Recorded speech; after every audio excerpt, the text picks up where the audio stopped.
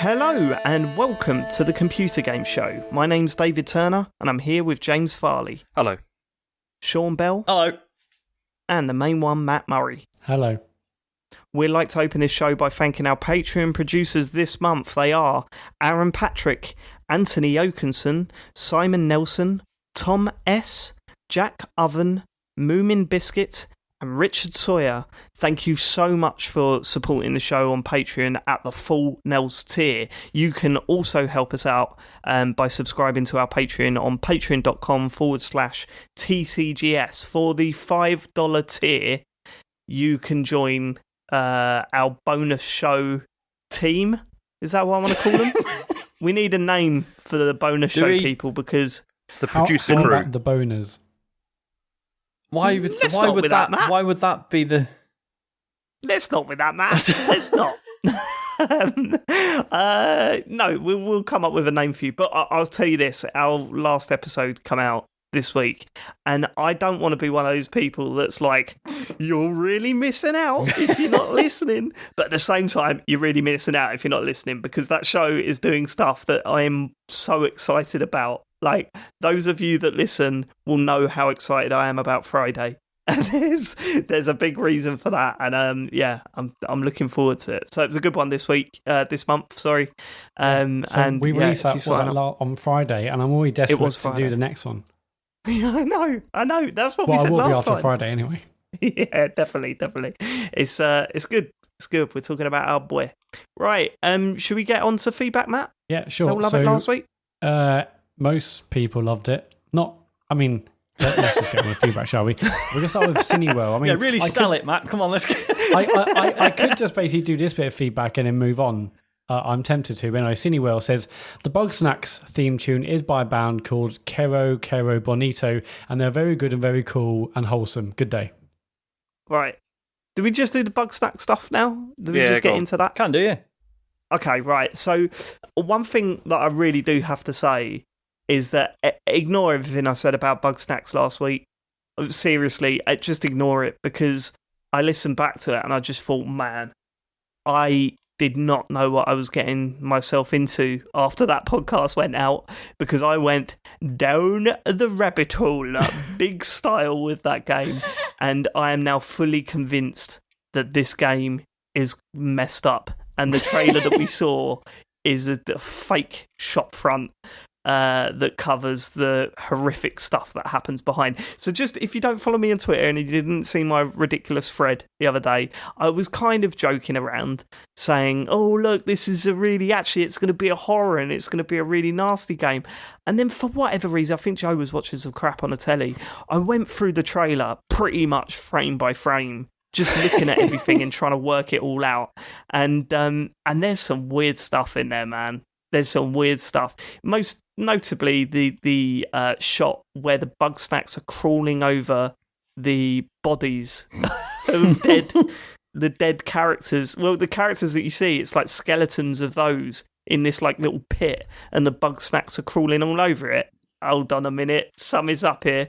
I'm telling you, man. And the more you look at it, the more you get into it, the more you notice. Like, for example, there's a shot of a load of them around a campfire, like the people style characters around a campfire. One of them is shit scared, so we know something's going on there. That shot at the end where that monster comes up at the screen, if you look carefully in the background, it's a bunch of Bug Snacks combining together to make that monster. My theory is this: it's going to have a night-day cycle. In the day, you're running around catching them and doing all this sort of stuff. At the night, horrific things happen. And since I put out all this stuff out on Twitter about my theories about what Bug Snacks really is, we've had an interview with the developer that says this is a story-driven game about a missing person, right? So that doesn't look very Alarm Bug Snacks bells. when you watch that trailer. Yeah. We've had tweets from various different people that work on that game. Like, someone that works on that game liked my thread of theories. We've had someone turn around and say, they said something like, oh, we found out a little bit more about Bug Snacks or something like that. And one of the devs retweeted and went, ha ha ha, no, you haven't. It was like, whoa, what's going on here? And then didn't the official Bug Snacks Twitter Twitter account. They tweeted something like, "Oh, if you knew what we knew," or something along those lines. And I'm just going, this is all coming together a bit now. So I've joined their Discord. I'm monitoring it just to pick up any scrap of information. Like? It's just people, it's just people going in and saying, "Oh, I love the Bugsnax," and there's a section where you can like post up like fan art and stuff like that. But there is one thing that I'm thinking. When you look at their tweet replies, like I do every 12 minutes, there's a lot of people going, "Oh, I really like the Bugsnax. They look so cute." And if this is a switcheroo and this is actually a horrific game, they're going to be so upset. Yeah, but conversely, Dave, how disappointed are you going to be if it turns out that it is just a cute game? Firstly, it's not going to just be a cute game, James. I'm pretty convinced now, so I'm not worried about being disappointed. But I mean, this is it, right? Because this is what annoys me. I hope they don't release a trailer explaining that actually this is dark, right? I hope that they just bring it out and people go, "Oh, Bugsnax, Bugsnax," and then it's like murder and Bugsnax, like, heads coming off and that. And I want to play it before journalists get hold of it, because you know what they're like. You know what the reviews would be like. Well, it turns out Bugsnax is actually a horror game based... you're just like, fuck you, just keep it quiet. Just keep it quiet. I can't wait. I'm fully on board with Bugsnax now. I've always wanted to get into a conspiracy theory, but I've always hated them. This one, I can just really sort of wrap myself in. I'm bang up for Bugsnax. I'm bang up for it. So, yeah. Is it a PS5 exclusive? It is, isn't it? No, it's PS4 as well. Yeah, it's PS4, okay, PS5. Cool. Oh, yeah, PS5, PS4 and PC. Yeah, and it's timed as well, isn't it? So it'll probably come to Xbox later on down the line. Mm-hmm. I don't know, man. I'm watching that Twitter feed. I'm watching the Discord. I'm fully involved in this. I want like-minded people to just join their Discord and get involved. There's a lot of someone posted in and went, "The Bugsnax look so cute. It really reminds me of Pokemon Snap." And I just put underneath, more like Silent Hill. I'm telling you, that one. I just feel awful that what I said about it last week, because I went in slating it and just thinking, I didn't see all this stuff, because it's definitely fucked up, this game. I can't wait. It's good. Could you imagine if it's more fucked up than The Last of Us 2? That is going to be some trophy, right? Yeah, that'll be going. Am I the only one here that thinks this? No, I think everyone thinks it now, don't they? Like, pretty much everyone's like, "Oh yeah, something's going on." Well, yeah, I mean, I set trends, Sean. That's what I do. I get that. But what I'm saying, does anyone here genuinely believe it? Like, any of you deep as me? Good. I mean, I want to believe it. I'll be very disappointed if it isn't. And it's just like, it's all just a clever marketing thing, or they've just lent into it now because it's like, the joke's running on Twitter. If it comes out and launches, like, oh yeah, it's not that. Like, can we do a Bugsnax podcast? I'm 100% serious. Just a standalone. We just put one episode out where we take it deadly serious. Go through that trailer, everything. I'm up for Can we do that? I'm up for Yeah? We'll have to. Right. I know we've got zero time. We'll sack off doing the computer game show. Yeah, while we do the Bugsnax one. That's what I'm saying, yeah. It's a fair trade. Yeah, we'll see everyone in about a month's time. Yeah. Right, yeah, I'm bang up for that. Right, Bugsnax. Okay, right, next bit of feedback. Thinking about Bugsnax. Luke Summerhaze. Hi, guys. Last week, James reported on that analyst bloke's predictions about the overall gaming market shrinking. I decided to check the numbers, and sure enough, if you include the GameCube and the Wii, his point is bollocks. If you count this generation as PS4, Xbox One and Wii U, it's a bit of a drop-off. But if we throw Switch in there, we're back in business, baby. Math dorks got it wrong again. Glad I never did my homework. What? You probably should have done your homework, right? I mean, we mentioned this. Yeah, we did. When we read the story, several times, I think. Yeah, we specifically said it was just the Microsoft and Sony sales we were talking about, right? Yeah. Yeah, like it was, the analyst was saying that Nintendo seemed to be in their own market space. Yeah. To some extent, which I suppose you could argue against that if you really wanted to, but I don't want to. So, we made that quite clear, Luke. Luke, you should have done your homework and also listen better to the podcast. I think if that's your homework, listen better. Oh, yeah. Think about what you're saying before you send again. Adam Staff, read the new Sackboy chat on last week's pod. I get the 3D world comparisons, but did you not think it looked like Tearaway? I was watching it thinking, yeah, this makes sense. A Tearaway sequel, but with Sackboy, so it sells a bit more this time. Did any of you not play Tearaway, a cracking platformer? Yeah, because we talked about this on the live stream, didn't we? Yeah, of course, yeah. Yeah, I mean, but none of us thought it looked like Tearaway, though. No, because Tearaway, it was so, that at the time was such a unique graphical style, whereas now we have things like Woolly World the new, the latest Yoshi game on Switch, whatever that was. Mm. Yeah. Oh, right, okay, that's weird. I wouldn't have put Tearaway down as the craft sort of Tearaway is definitely papercraft, but it's got that. Yeah, it's got that. But what I'm saying is that when I think of Tearaway, I'm not thinking of the papercraft art style. I'm thinking of the the crazy stuff you can do in that game. Do you know what I mean? Like how it took was so that style with the art style was like it came. Yes, yeah. I know. But what I'm saying is that I wouldn't have put that as the defining aspect of what makes a Tearaway game. Whereas, when I saw this game, it looked more like a platformer, not the sort of stuff that you do in Tearaway. So, yeah, I didn't piece those two together, no.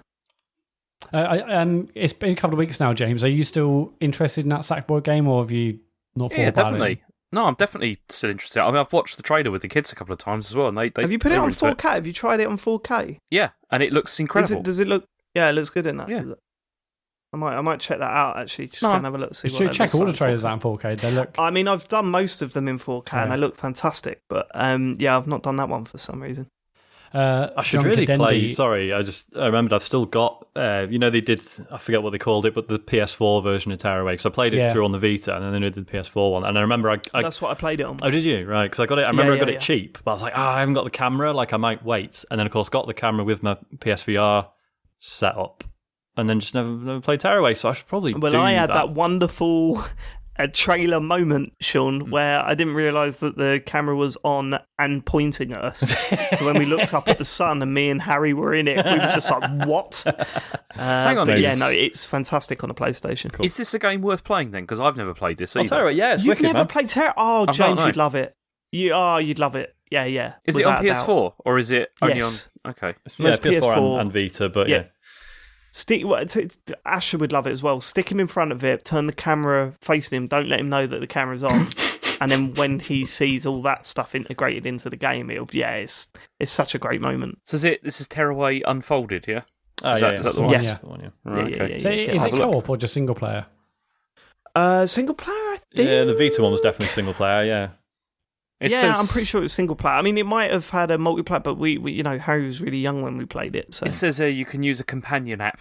Somebody can use during that time, wasn't it? That's it. With a companion app, you can draw stuff, I think, and then put that in the game. Oh, that might actually be quite funny. Yeah. I think there is some stuff like that. Yeah, it's great. Second screen gaming is back. Mm-hmm. John Kadembi. About the PS5 launch in Gran Turismo 7. Gran Turismo games are still a big deal. This is because we said, are they still a big deal? ? He continues, GT Sport didn't get big critical acclaim at launch, but the online community and esport elements build up over time and make games like this tough to review at launch. It sold approximately 8 million copies and the online is strong. Just look at the Rollmock thread on it. There's about 20 of us who play it every Monday night. I agree that the days of races being the showcase for graphics has maybe passed, but I guess things like dynamic weather and lighting will only make sense in the game itself. GT7 is promising a return of old tracks and more single-player focused content, which has got quite a lot of the community excited, as that was quite bare bones in GT Sport. Big love, John Kadembi. So yeah, fair dude. I guess, but it does feel more niche than it might have been in the past. I want to say niche, I mean 8 million copies niche. But it doesn't feel like it's at the forefront like it once was. But maybe with this has more single player stuff and it's more of a complete package at launch. Maybe this would be a return to form. Or I remember a time where people were like, Gran Turismo, man, it's back. And like on the mainstream. Yeah. And I didn't get that feeling after the PlayStation 5 event at all. It felt to me like that kind of ended after GT3. it was like after that, it kind of people didn't care. Yeah, they so much waited anymore. for it forever. Yeah. They got that sport thing. They waited for it forever, and then when it come out, people seemed quite underwhelmed with it. But you're right. It's not a subject that I hadn't played that game, so I've not really got any right to say whether it was good or bad. It's just the general feeling I got once that from people once that game had come out. So I could be completely wrong. And yeah, all right, they've got an online community, but then I think so of what was it? Project Cars has got quite a decent online community as well, hasn't it? And you don't hear about that series that much. No, but I guess, I mean, these feel like more underground scenes now than they were potentially a few years ago. I mean, obviously, there's incredibly dedicated sort of a scene for that, with people having a whole like race setups and multiple monitors and this and that for rear cameras, or for full view of the cockpit. But it feels less mainstream now. Oh God, and don't get me wrong. As much as we praise Forza, Horizon games, and God that we praise them, I wouldn't expect someone that wants a realistic racer to appreciate them as much as we do. You know what I mean? There's clearly that's not what they're going for, and you can't really compare the two games. Yeah, so and like there's tons of really sort of very like serious sim racing games on PC, but I suppose if you're on console, there's not as many options. So I can see why countries would I do still hear be a lot of people more excited for next Project Cars game. Yeah, and that feels like it's more the mantle these days for like a serious sim game. But hey, anyway, we'll see. That was really good, Project Cars. Was it? I never played the first one. Yeah. Right. Yeah, I played the first one for a long time, and it was like the building up from go-karts to like it went that far into it. And see, whenever I play a serious racing game, I'm like, can I just go back to the go-karts? That's about all I can manage, to be honest. Let's just slow down, please. I like the hatchbacks, and then after that, keep it to like a 1.2 litre engine at the most. Why can't it have dodgems? That's my question. I just don't like having to slow down for corners. That's all. Maybe add a couple of shells in there to chuck at people. There was a Project Cars free trailer only like a couple of weeks ago, and it looks brilliant. Oh, was it really? Yeah, I think that's by Slightly Mad Studios, and they, I believe, took on a lot of the old Evolution guys. Oh, right. Cool. Right. Because I think they're maybe part of Codemasters, and it's like the whole family and whatnot. So, yeah. I'll tell you something. It was the sign that Project Cars was a successful game. Not just because the sequel came out so quickly, but whenever you went to an event and it had one of those booths set up with the VR and the multiple screens that you see at these like at EGX or whatever, it was always Project Cars running on it, and you just thought, right, okay, that must be well respected then as a racing game. But I'll tell you what is weird. Let's not be stupid here. Gran Turismo, people still remember that fondly, and there's no reason why that can't come out and be an absolute banger. Yeah. I was just going to say, while we're on driving games, new Trackmania next week. But it's PC. Why aren't they bringing a bloody console version out? Me and Matt, we're sorted, mate. I don't know if Matt's actually... Are you bothered, Matt? I haven't seen... That's a no. No, but...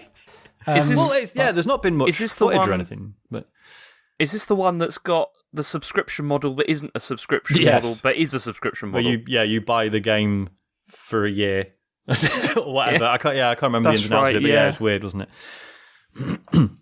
Well, I look forward to you posting in the group chat about how your processor died or whatever, and it won't run now, and then you've got to install new drivers or whatever. And it's going to be good. It's going to be good fun to read through all that, Sean. That's right, mate. It's fine. I'm not bitter. Should we get on to the next bit of feedback? Speaking of all these recent conferences and stuff, Alex79 UK has tweeted in, how come nobody missed the PS5 reveal? I thought the plan was Dave missing big events around E3 time. And this also said EA coming up soon, but I think that obviously this was on the day of that EA Play show. We mentioned it on the pod, didn't we? We basically discussed that we weren't going to do it this year. Like it wouldn't have the same effect. I mean, in hindsight, do you think? But no, the other problem in hindsight we would have done it, wouldn't we? Well, no. The other problem. That's the thing. The other problem we had with this is we didn't really know what they were going to show. And that's the problem. If we'd have known they were going to show the console, I think it would have been worth Dave missing this. Absolutely, because if we actually had to explain to Dave that it's like it's got little devil ears or like a a shirt collar at the top. There's I mean, especially versions. if we'd have like sent him a picture of it and then got him to react like to what because he Be definitely think it was a fake render. Yeah. Get it off. I really miss the predictions as well, Yeah. I really miss that stuff. It's a real bloody So I suppose shame. the question is, do we do it for the Microsoft one? Well, could do. That will just be. It will be the first party games. Yeah, do. Then they there got should no be more some hardware, have they? surprises there, right? Yeah, there should definitely be some surprises there. There should be. I mean, we could potentially have a price. Yeah. They could show this second console that Maybe. they're supposed to be working on at the same time. Basically, but we had discussed it on the pod, and like privately, we all said like we're not sure if we could redo it justice as we would do normally, where it's like each year one of us misses E3, the others then tell them that person what happened and also lie about it. But with it spread over multiple events over like multiple weeks and/or months, we're like, can we redo it justice? Is it really going to work? And we want to do like a talks over what's going to happen there. But yeah, I guess in hindsight, the PS5 would have been perfect, but I think we just decided overall it's not the same E3 as it is usually, so we just decided to not do it, sadly, this year, because we all love doing that E3, It has been E3 specials. I know we've had a couple of questions about this, so sorry to torpedo this, anyone who asked, but it has been weird this year, hasn't it? It's not been the same. Like, so many events, all scattered. No one knows when anything's on. Like, the amount of times, like, someone's tweeted, like, oh, this is starting in 5 minutes, and loads of people are like, what? What the fuck is this? What's this one for? Now, what's happening? Like, it's just... What's happened to Nintendo? Like, are they not doing anything this summer now? It's been Remember all that stuff about Mario All-Stars 2? Remember all that? Yeah. There was all that, and nothing's happened. You know what we should have done? We should have insisted that Dave miss everything from the beginning of Jeff Keighley's extravaganza. Just for like several months of just like that, and just said you're not allowed to watch anything. That Jeff Keighley thing, I know, like there has been. How do you think that conversation would have gone, James? In your head, how does that conversation go? Not well. It's, what do you mean by not well? Well, by you almost saying no, you're not doing that. Yeah, that's a stupid idea. I mean, there we go then. It's why I didn't suggest it, Dave. It's Jeff Keighley's Summer Game Fest is weird because it's on for so long. I constantly see that sort of live Periscope or Twitter like video at the top of the Twitter app. I'm like, is that still on? Like, I think if that was like a 1 week event, I would have probably watched most of the events, thinking, okay, every week here's the schedule. But as it is over like 3 months, I'm just like, I guess I'll see when someone tweets about it, as Sean just said on Twitter. And like they have had some big announcements. There's like a Crash announcement the other day, and he sort of talked. I guess he was ahead of the Star Wars Squadrons trailer the other day, so he's sort of hosting bits, but it's just so disparate and all over the place. I kind of wish it was just a much more condensed event because I'm just not watching any of it really. Well, yeah, and because it's not, the events have been cool. Like a lot of the the Guerrilla Collective stuff, I think there's probably too much of it. We'll get onto that in a minute. But like it's been good, and like so I know this is in the news, James, sorry, the Video Game Awards things like stream that was on the other day, there was a big announcement on that, but that started with it was like a 20 odd minute live performance of some of the Outer Wilds soundtrack, and it was fucking wonderful. And it was like, this is really cool. And loads of people don't know it's on because it's just like, well, fuck, what, 4:30 in the afternoon on a Monday? What's happening? Yeah, if we're not keeping up with it, I think that says a lot. Yeah, so E3 next year? Question mark. Is it going to happen? I hope so. Thank you, Sean. I think it will. I reckon it will, and I think people are going to. This may even have been the thing that E3 needed to make people realise that actually it's quite good to have go back to the drawing board. Yeah, but this is us talking. This is us talking, not the industry. That's the difference, isn't it? I mean, the big guns, PlayStation, they did well, didn't they? Yeah, true. They're still getting plenty of eyeballs, aren't they? So they're probably I'm right. sure Microsoft will do quite well next month. It's the other events that seem to be suffering, at least from anecdotal evidence. I don't know about figures and stuff like that, but yeah, we'll see. So, all right, any more? So maybe Dave will miss the Xbox One, but we'll have a think and see if it's we'll have a think about it. I'm up for that, but we'll see. And if Nintendo ever said this is our big we're doing a big direct, then maybe that as well. But Nintendo Big Direct. I'll miss that one. I'll miss the Nintendo Big Direct. Dan Bowen is next. Subject, potty mouth. I don't want to be a dick, but fuck me, the Sean swearing thing is for shit legit. I'm prone to a bit of bloody bastard bloke cursing myself, but Sean stands out to me more than anyone I've ever heard. I normally listen just on my phone speaker while doing whatever mind-numbing task is next up, but I have to be on guard just in case my 3-year-old son is in earshot. As you can guarantee, Sean will lay down a big old double fuck bomb wherever he is. My girlfriend actually commented that bloke swears loads when she was about, and I had to show him once. Everything else is tickety-boo and honky-dory. And Sean, please don't take this as an insult, as I love your work. I'm just helping you be your better self in an empty world of peace, love, and motherfucking understanding. That's from Dan in Manchester. Cheers, Dan. I mean, I'm not sure about saying swear more, swear less. Just be consistent, I guess. Do you know, this is so weird because this is something I've never noticed. I will say, also, me too, I also don't notice it. But thank you. No, I mean, if it's genuinely... Because there's nothing more boring than people who do just swear constantly to the point that you basically don't hear it anymore. I suspect is what has happened with me and you guys. I don't know. I just don't... I would never put you down as a sweary person. Yeah. Do you know what's more boring than that? What? Talking about this? People that are self-conscious about it. Well, yeah. And we're all cool. We're all cool, Sean. Don't worry about it, mate. You know, so you got a worse potty mouth than me. Because you must have noticed that I swear a lot, right? This is the interesting thing. Well, yeah, if asked, I would have thought you were the primary swearer, Dave. But clearly, I just a bit of self-examination required. That's correct. I wonder, I wish there was data. Well, Google's probably got it, but I wish there was sort of data to find out your consistency with swearing and see if that went up after you started hanging out with me. Possibly. To see if I had a direct impact on I'm just trying to keep up, Dave. That's the thing. I'm trying to be like you. Well, I don't smoke. I don't drink. Like you. So I'm just going to swear loads and hope that picks up the slack. I'm just a very passionate person, Dan. I'm sorry. Deal with it. Yeah. Dan, he's got passion. That is it for feedback. It's at. No, fucking hell. Is that TCGS code? Oh, he's done it wrong. It's just built in. At TCGS on Twitter if you want to leave us feedback, or you can email podcast@thecomputergameshow.com. Cool. James, let's get to the news. Okay, I thought I'd start off with going back to the Itch.io bundle now, because that's finished, and it's raised 8.1 million for the Black Lives Matter social justice equality, million. Which is incredible. I mean, it's been bought by 810,000 people, which is, that's a lot, and they smashed their target, because they were looking at $5 million they were after, and they got... I think they kept moving the target, didn't they? It was at first it was a few hundred thousand. How many games ended up in that bundle, James?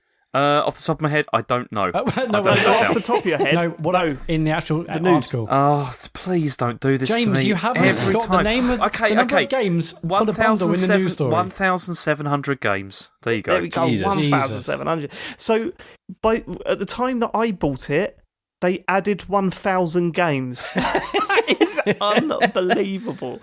I just wish there was a great way of sifting through them. They've said they are still working on that. They said, are they really? Yeah, they've said they acknowledged the website was just never really built for this, and they are working on a different interface just to navigate this one bundle. But yeah, apparently there's all sorts of stuff in there. There's obviously there's games, but I'm sure someone said there's streaming assets and music and stuff, royalty-free stuff, and there's tile sets for if you want to mess around making your own levels for games or whatever, if you're messing around with game development maybe.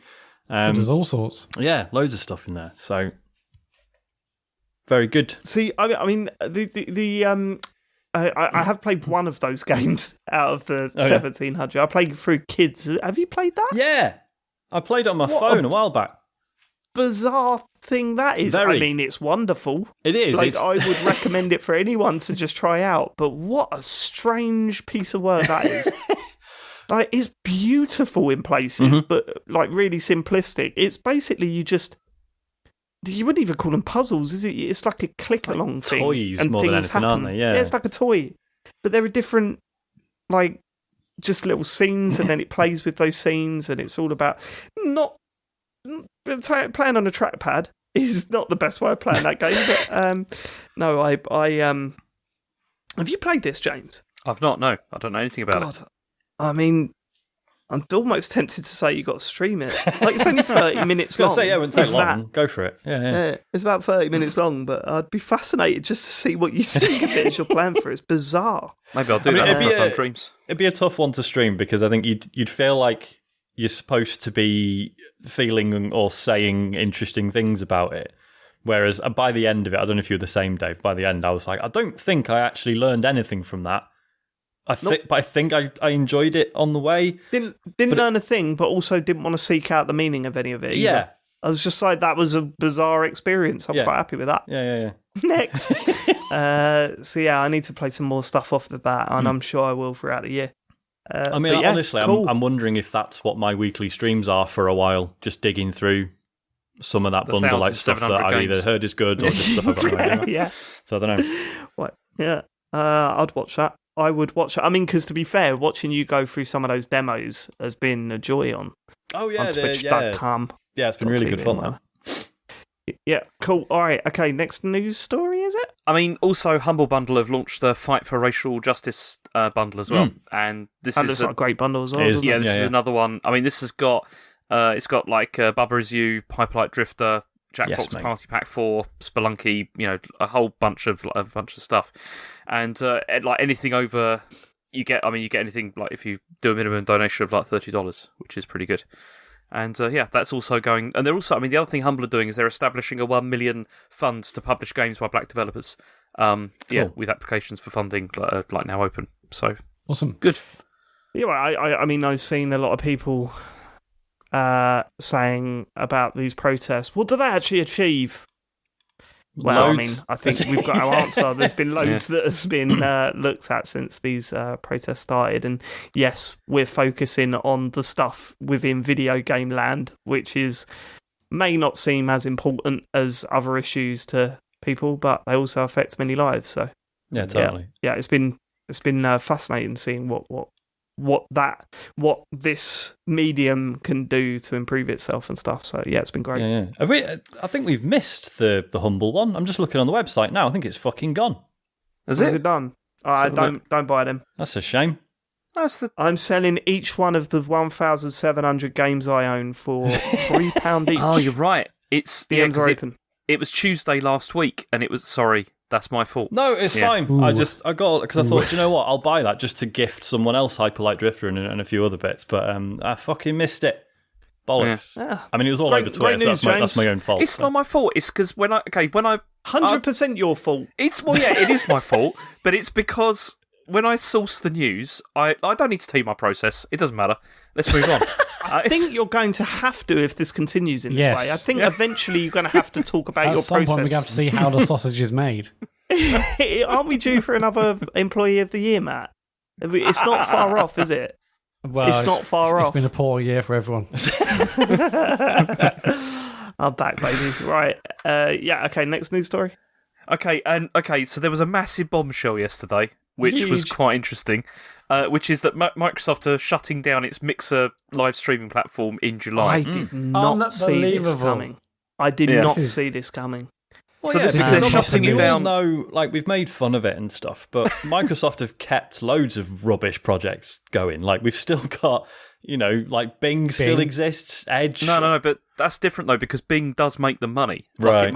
It makes quite. You see, this is one of those things. It's like Google have got an insane market share. Mm-hmm. It's got to be 97% or whatever like that. Mm-hmm. But that amount that Bing get is still makes money, and it's still something that they clearly think they need to be in. And there are people that use it. It does happen. It's mostly people that are doing Microsoft Rewards. Happen. I think that's the only reason people are using it. But they do bin stuff off because there was Groove. Does anyone remember that? No. That was a music streaming service that didn't go anywhere. Yeah. Right. Yeah. I mean, there's obviously the Zen music players. Yeah. Zoom. No, Zoom music players. Zen was the creative ones. Yeah, Zen Microsoft was creative ones. They were great. I was all over those Zens before I got an iPod. Yeah. I love those things. Right.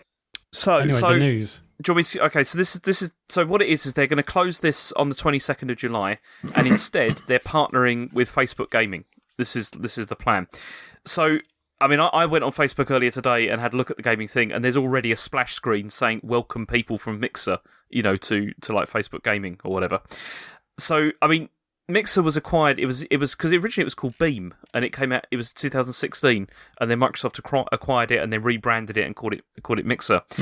And then they signed. I mean, remember they signed all those like people like Ninja and Shroud and stuff like that. And then they paid a lot of money for those people, didn't they? It was a lot of cash. Sort of went into that. Yeah, gotcha. But then especially I think over the lockdown period, like we talked about this before, like we saw Twitch numbers went up like ridiculous numbers, like loads of people were watching that, whereas like Mixer got like 0.6% increase or something like that, and it was never going anywhere.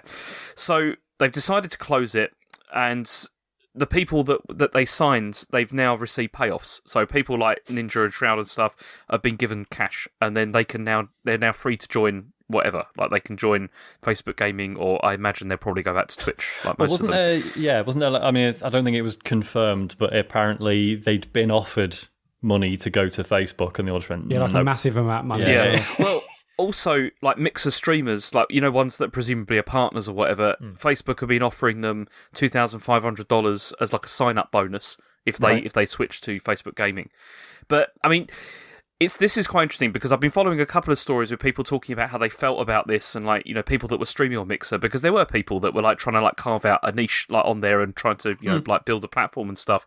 And some of them, they do seem. I mean, The Verge had an article where they'd interviewed some of these people, and they seem unsure about where to go now, because obviously a lot of them are not so happy about going to Facebook, because not just because it's Facebook, but also because they say the tools that Facebook provides are really not great, for streaming. And because Matt, you said this before about why we don't do it on there, isn't it? Isn't it like not very good? Well, no, that was more because Streamlabs like charge you to sort out your Facebook gaming page for some reason. No, not Streamlabs. Restream, which is a software I use to stream to loads of platforms at once, and that for whatever reason isn't on the free list. Maybe it'll change with this. Maybe they'll say, okay, also you can use it to stream to Facebook Gaming, because I'll be up for doing it, but I'm not paying for it.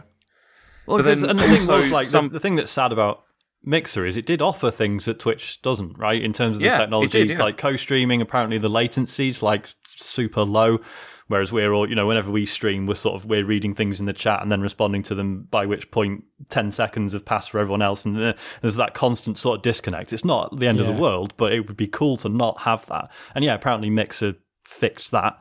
But it was just no one on it. You can't say that they didn't give it a good go. No, they absolutely did, especially signing those people and stuff, and they did all the offers. The worst thing, I mean, I think the thing that they messed up with, probably with Mixer, was also the fact that it never felt like it was as available on like different platforms either. It was that was one of the big problems with it. Yeah, it needed to be everywhere, didn't it? But one of the observations I did make after all this news broke is that, rightly so, people were saying, oh God, this is awful for the people that stream on that platform, and how they've really handled it badly about shutting this down, because they're only finding out about it from this press release. Like, they haven't spoken to them. Because a lot of people were streaming live, weren't they, as they found out? Yeah, and then found out, I'll say this, traditionally in media, I'm surprised they weren't more ruthless.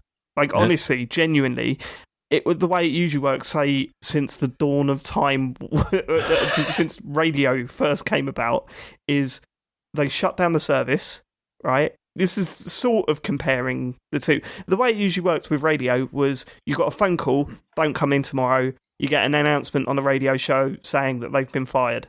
That's how you lose your job on radio, traditionally, going back to, to the early 1900s, right? and then you've got the way they did it here is that they put the press release out, yet Twitch, Mixer is still live, and people can still get on it, which I just think is bizarre, because I went on it last night, and all it is streamers saying, I'm going to Twitch, everyone go to Twitch, this is not... And that's why they don't let you do that on radio. That's why they don't go, look, we're shutting the station down, or we're cancelling your your show.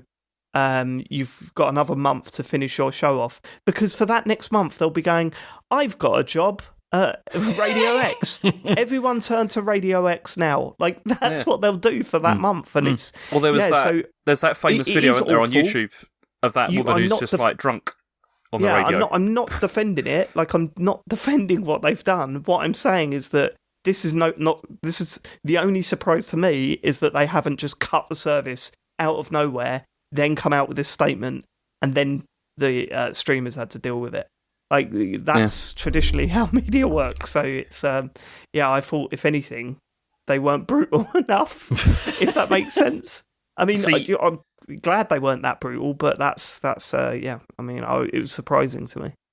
See, also, according to the Verge article, they said, some of the people, they weren't happy with moving to Facebook gaming, but also some people were not very happy about moving to Twitch either, because that's got its own problems at the moment with racism, sexism, harassment, and that kind of thing. Part of a lot of the allegations from communities that have been... and stuff.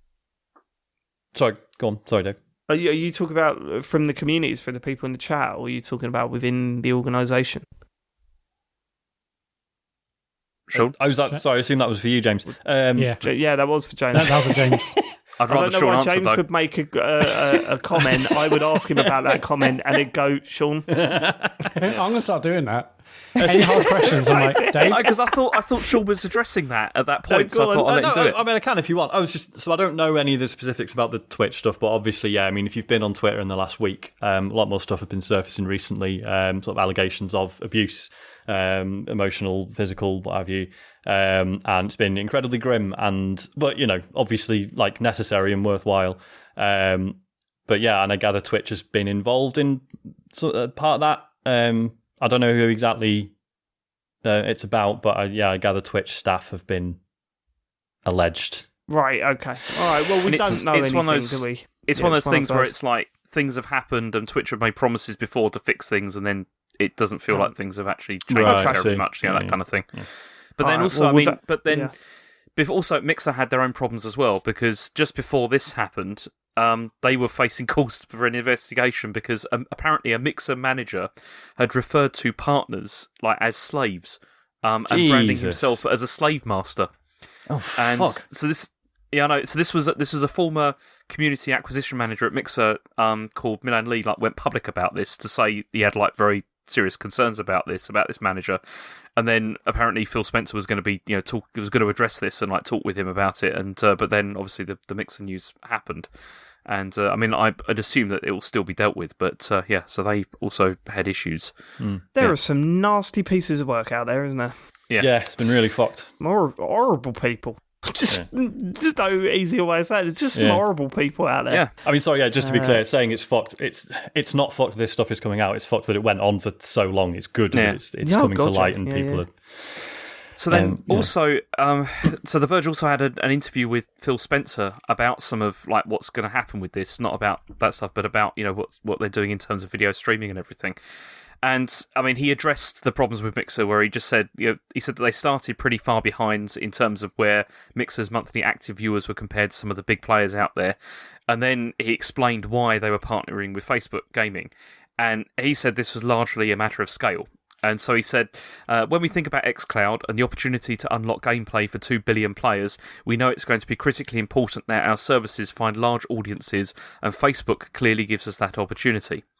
So it seems like the speculation on The Verge is that what this means is that Facebook Gaming is going to be a key part of xCloud, whereby it'll be a bit like with Stadia, where if you're watching stuff on YouTube, you can then launch it in Stadia, and it will be the same kind of thing. If you're watching a stream on Facebook Gaming or whatever, then you can open it in xCloud and in your browser and play. Or if you're watching just a gaming video, because if they can integrate that stuff, then that will be massively powerful. Because like we've said previously, none of us are really watching Facebook Gaming streams, but I'm sure we've all seen a fair amount of sort of gaming videos on Facebook in the videos tab and whatnot. So if they can integrate xCloud into that would be massive. See, also, this is why I think, at the moment on the Xbox interface, you got that Mixer tab, haven't you? Which is one of the things you can go to. I would really be not surprised if that ends up becoming a Facebook Gaming tab instead. That is the worst thing about this news is massive. But also Facebook Gaming, I get it when you read the interview. I get the scale. I get obviously Facebook is massive, but I'm I would say generally people aren't fans of Facebook, and to have the idea of potentially them switching from Mixer, where it was relatively failing platform compared to places like Twitch, to put Facebook on at Xbox. I mean, please, I know they're never going to say, you know, I know they're going to want to promote their own stuff, and now that is linked in with Facebook Gaming, but can't they just say, look, choose whatever streaming app you want, and we can, you know, showcase that content? Like, I would love a Twitch tab on my Xbox rather than Mixer, which I'm not going to watch, and I'll tell you, don't want Facebook Gaming. I wonder if you can you pin Twitch, because there is a Twitch app. Yeah, but it's terrible. Yeah, I mean, this one was the Twitch app is dreadful on Xbox. It's not great on PlayStation, although it's a lot better. But I think when you say terrible, do you mean like for viewing or just streaming? Both. It's really bad. Just honestly. terrible UI. We've tried it many, many times, and I've used it many, many times for streaming. It is dreadful. Yeah, I know really for bad. Streaming it's shocking, but I wondered how bad it was for actually watching. I mean, it's serviceable, but it's just not great. And I just feel like because they've always had their own platforms, in this case Mixer, and potentially moving forward Facebook Gaming on the Xbox at least, I'm sure they're not going to focus on doing other apps. But like, why can't they just say, you know, if you want Twitch, brilliant, here's a great Twitch app. That's what I was hoping for. Okay, then there's no Mixer. And but when we were talking about this in WhatsApp about this move to Facebook Gaming, I thought maybe it's more like Microsoft just trying to be nice and say, look, okay, we're not going to leave all these partners and stuff in the dirt. If you want, you guys will go to Facebook Gaming. We've done a partnership. There you go, and wash our hands with you. But obviously there are greater plays here in terms of xCloud. But I thought it was just like a way to get rid of everyone, but keep them happy, and then they could hopefully be like platform agnostic and say, oh, if you want Twitch, we'll highlight and promote Twitch stuff. But I do worry. We'll see. We'll see where they go with this. It is a shame though, and it's like, I think the other thing is, like, Facebook Gaming is nowhere near like as big as Twitch, like in terms of viewing numbers and stuff like that. But it has been going up. But then there's also, I mean, I've been reading, there's all this like speculation about actually how real Facebook's numbers are, like in terms of how many people are actually watching like Facebook Gaming. Yeah, because, I mean, they've proven they can't be trusted with stuff before, right? Well, you know that they juiced all the numbers for videos as well. Yeah, like how loads of companies, like loads of media companies, switched to video because Facebook said everything is about video. You know, video gets the click-throughs and all that. And it turned out that was all not true at all. And like some companies went bust. You know, because loads of companies completely changed their staffing and stuff, didn't they? Like, we don't need writers now; we need video people. And then it just did not make any money. And it didn't work. And it's so I don't know. I think this is not a great move. I don't think if it does. I mean, I hope you're right, Matt, and I hope this does end up becoming a bit more like not just like rooted into the system. And I mean, I'm sure you'll still be able to use Twitch, but I just wish that they gave you the full options. You know, like across for all of them. Yeah, for sure. I mean, the best thing about this is my boy Shroud give it back on Twitch, and I'll watch him and stuff. Like, it's funny that neither of them still, like Non-Ninja or Shroud, have mentioned it yet. I don't think on their socials, but.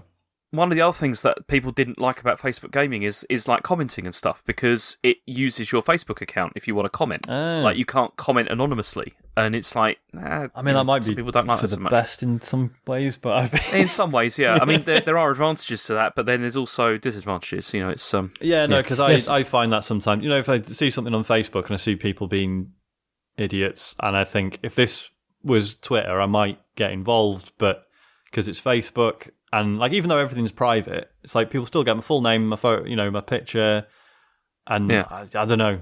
It's weird when there's a lot of very personal information attached to your Facebook account. You don't necessarily want to flag yourself up there, right?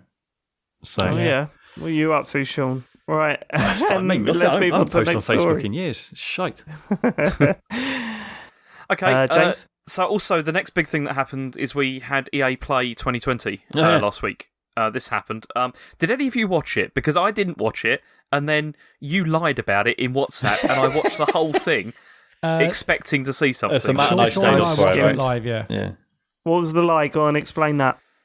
Well, they said that there was big Anthem news and that I wouldn't believe it, and like how was I going to be able to talk about it on the stuff? So I thought, I'm not going to spoil this for myself. I want to watch this as if I was going cold. So I sat there and just watched the entire thing, and then I was like, it got to the end, and I was like, "There's no Anthem news. They've done me." Oh, sure, we got him. I didn't think we would, but it was just brilliant. High five. Disappointing. I was very disappointed by that, because I'd even run a poll before about whether I thought there'd be any Anthem news, and it didn't happen. Go right into it. But Sean and I watched it live. It's good fun. Cool. I mean, it wasn't what they announced. It wasn't great overall. There was. I thought it was okay. I mean, compared to some of their other stuff, I think it's been it was a little bit more subdued, wasn't it? Yeah. There wasn't that many games coming out. But we got to see Joseph Fares again, which was nice. Fares. We keep calling him Fares. Well, I don't care. That's what he is to me. But he's like your favourite guy in the world. At least get his name right. Joseph Fares was there promoting his new game, which was wildly different to A Way Out. I mean, it sounds conceptually exactly the same. Yeah. But when you looked at the visual art style, it was like, no, let's go back down to cutesy art style again. Get rid of the realistic look. Because that must have caused them problems in A Way Out. That game was glitchy as fuck. So we'll see. But he said it's a game that will blow your fucking mind. So he does say things like that, though. And I, for one, believe him. Yeah, he is trustworthy. Looking forward to streaming it in these situations. But yeah, no. What else did they show? I mean, Star Wars Squadrons is the main. Let's go through it. I've got the list here. I'll just go through it. Very quickly. There's not a lot. Yeah. Okay, so they kicked off with Apex Legends Season 5 and like this Lost Treasures event. Coming to Switch. Then they also said, that's the thing. Apex Legends is also coming to Steam and to Switch because it seems now that have EA just given up on Origin now? Yeah, they said all their titles are on the Steam now. I'm pretty sure you gave us the news, James, that they were basically migrating everything to Steam for PC. That's good. Yeah, that's absolutely. A good Because Origins, I mean, the download speeds are very good, but other than that, it's a pain in the arse. So. Yeah, happy to get rid. Cool. Yeah. Then we had Sims 4. So Apex on Switch. I mean, has there been gameplay? I mean, I do remember watching No, I don't think so. I mean, let's face it, it's not going to look amazing, is it? I imagine when you get the Overwatch guys saying we really struggle plus, to get these on Switch. Plus with Apex, I can see them doing whatever they need to get it to 60 frames as well, because they've always stuck to that, haven't they? I can't imagine them being happy with 30. So yeah, it's going to be interesting when we first get footage of that. Yeah, plus, I mean, I don't know if I'd want to play it with those analog sticks either, to be honest. But, Well, I was thinking more about the online app. Sure. Oh my God, yes. The chat. I mean, one of the app will get an update for Apex. It's all right, it's got the ping system. You don't need to talk to anyone. It's good fine. Point. Look. Listen, little tip. When games like this come out on Switch, get yourself a Pro Controller and play it on the telly and you feel like a god. When everyone else is trying to struggle with those little analog sticks or whatever. I mean, it was night and day when I first started playing. Remember when Splatoon 2 came out? Oh my God. Everyone just like using in handheld well, because mode, you could tell like them out in seconds. With Splatoon 2, it was like, oh my God, there are like literal 5-year-olds playing this. And they were just like stuck like taking a few steps, firing a bit of paint, looking round, looking up in the air, looking at the ground. It was, bless them. Yeah, it's great, isn't it? It's great. We're in their day. But then also, this is going to be cross-play as well, coming this autumn. So that's also good. Interesting. I mean, that's, so it's cross-play, but it's not cross-progression. Yeah. Oh, that's right. Which is annoying. Which we talked about. I was like, that's a real shame. And then we said, actually, no, Rocket League does that. Yeah.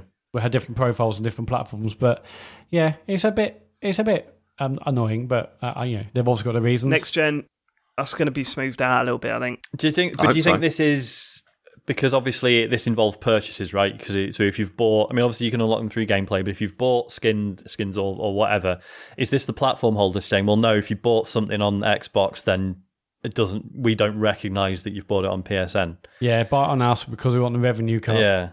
I reckon it'll be something to do with that. So it's easier rather than to be like, oh, well, you can have the things you unlocked normally, but not the things you pay for. That's too messy. So I think they'd probably have to divorce them completely. Don't know. So can I ask about this crossplay stuff? Because Rocket League's got this, right? And it's across... Is it just Xbox and PC? Is that it?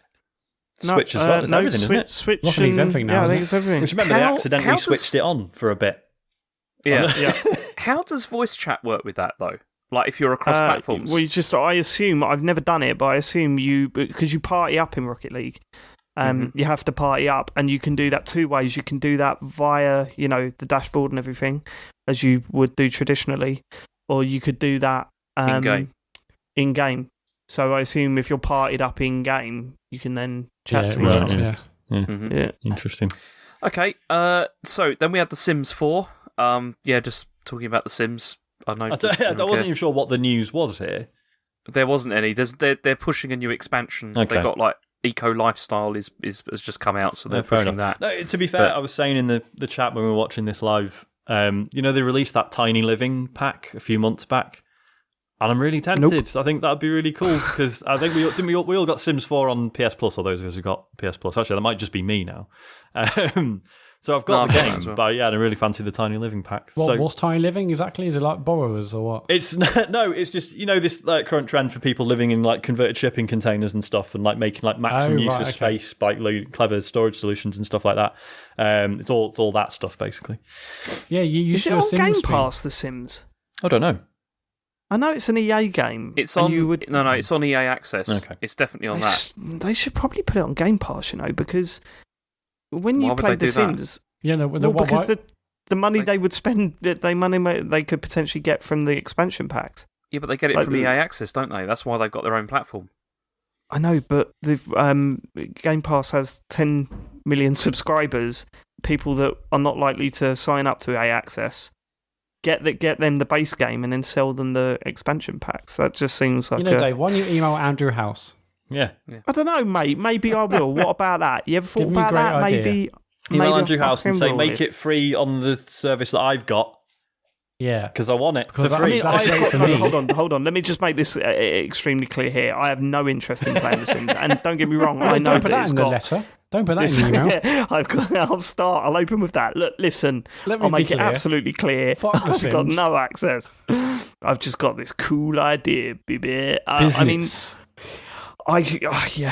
got a massive following, that game, isn't it? But I've got no interest in it. A lot of people play it.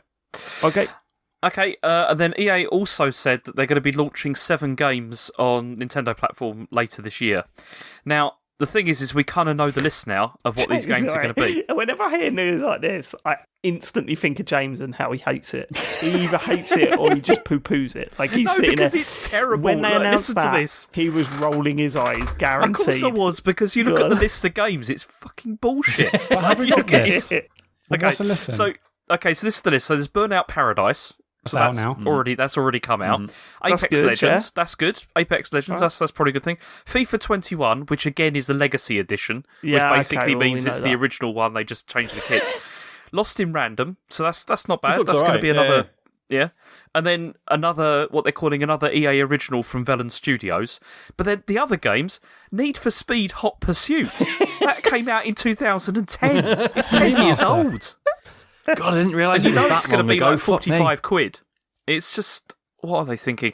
And then you've got Plants vs. Zombies. Battle for Neighbourville. That makes sense. I can understand why they're bringing that. Because that's, maybe... So it's not too bad then. Come on, Dave. The Hot Pursuit. Need for Speed. It's a remaster. Legacy FIFA. It's dreadful. Hold on. Nintendo released a really old Mario Kart game on their system for 60 quid and you still lapped it up. It was no one 10 bought years that the first old, time round. And it was also good. Oh no, Need for Speed Hot Pursuit's great, Hot Pursuit was really good. Yeah, it was one of Criterion's last games, wasn't it? Whatever. Mate, honestly, it's still going to be bias.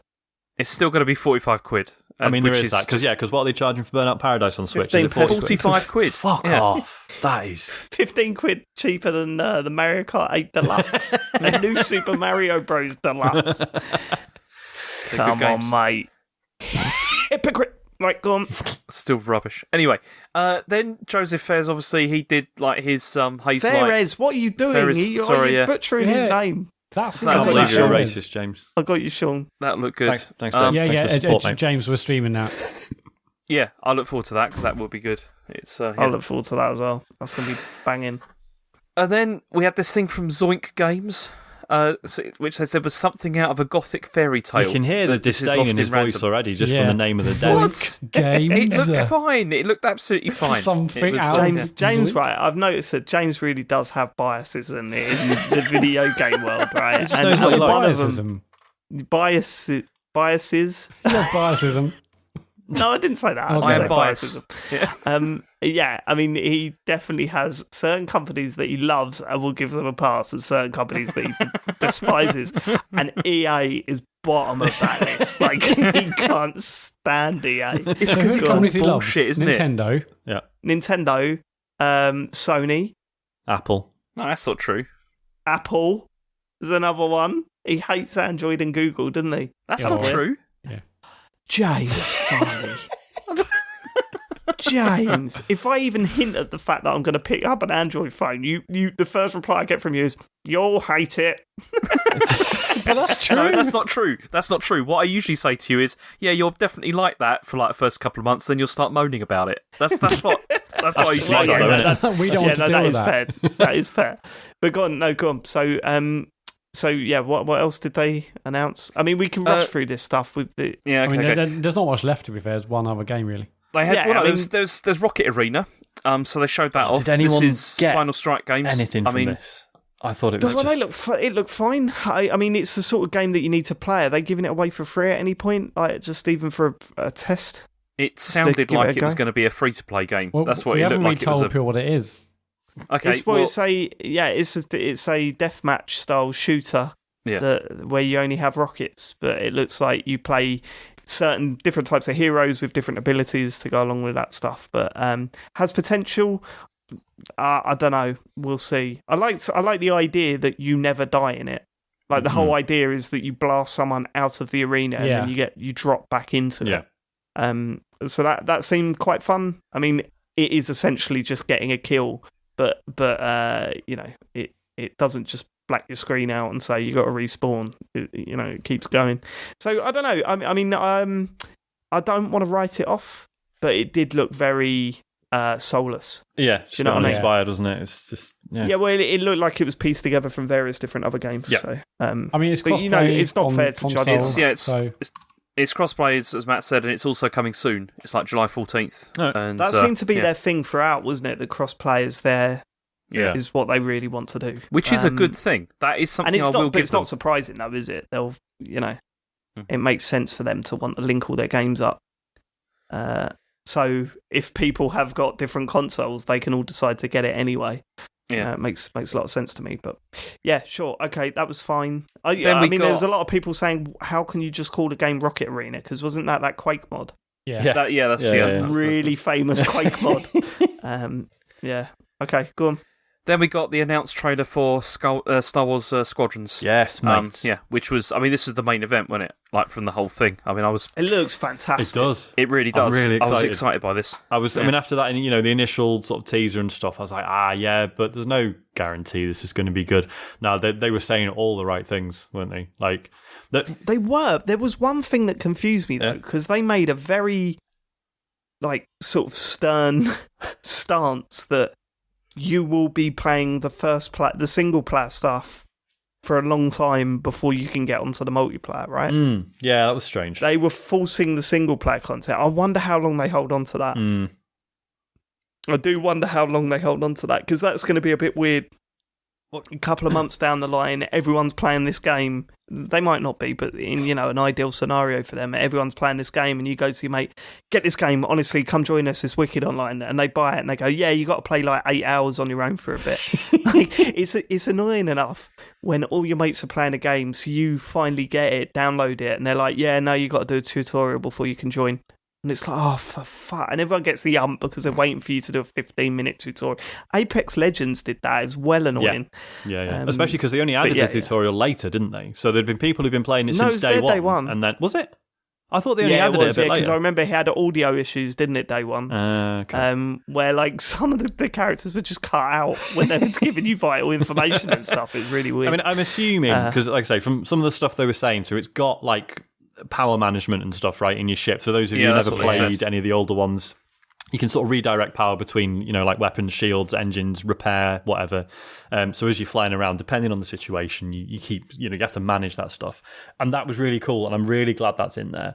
And I think, they, I can't remember how much detail they went into, but there was sort of suggestion that, the physics are quite nuanced, so you can do cool maneuvers and stuff if you really figure out how to use your engines and so that stuff sounded really interesting. So I'm wondering if the campaign is basically your tutorial, and then so that by the time you go to it's from the way they're talking about it, it's more like that they want people to go in and actually be able to fly these things. Yeah. So it makes sense. Who's making it?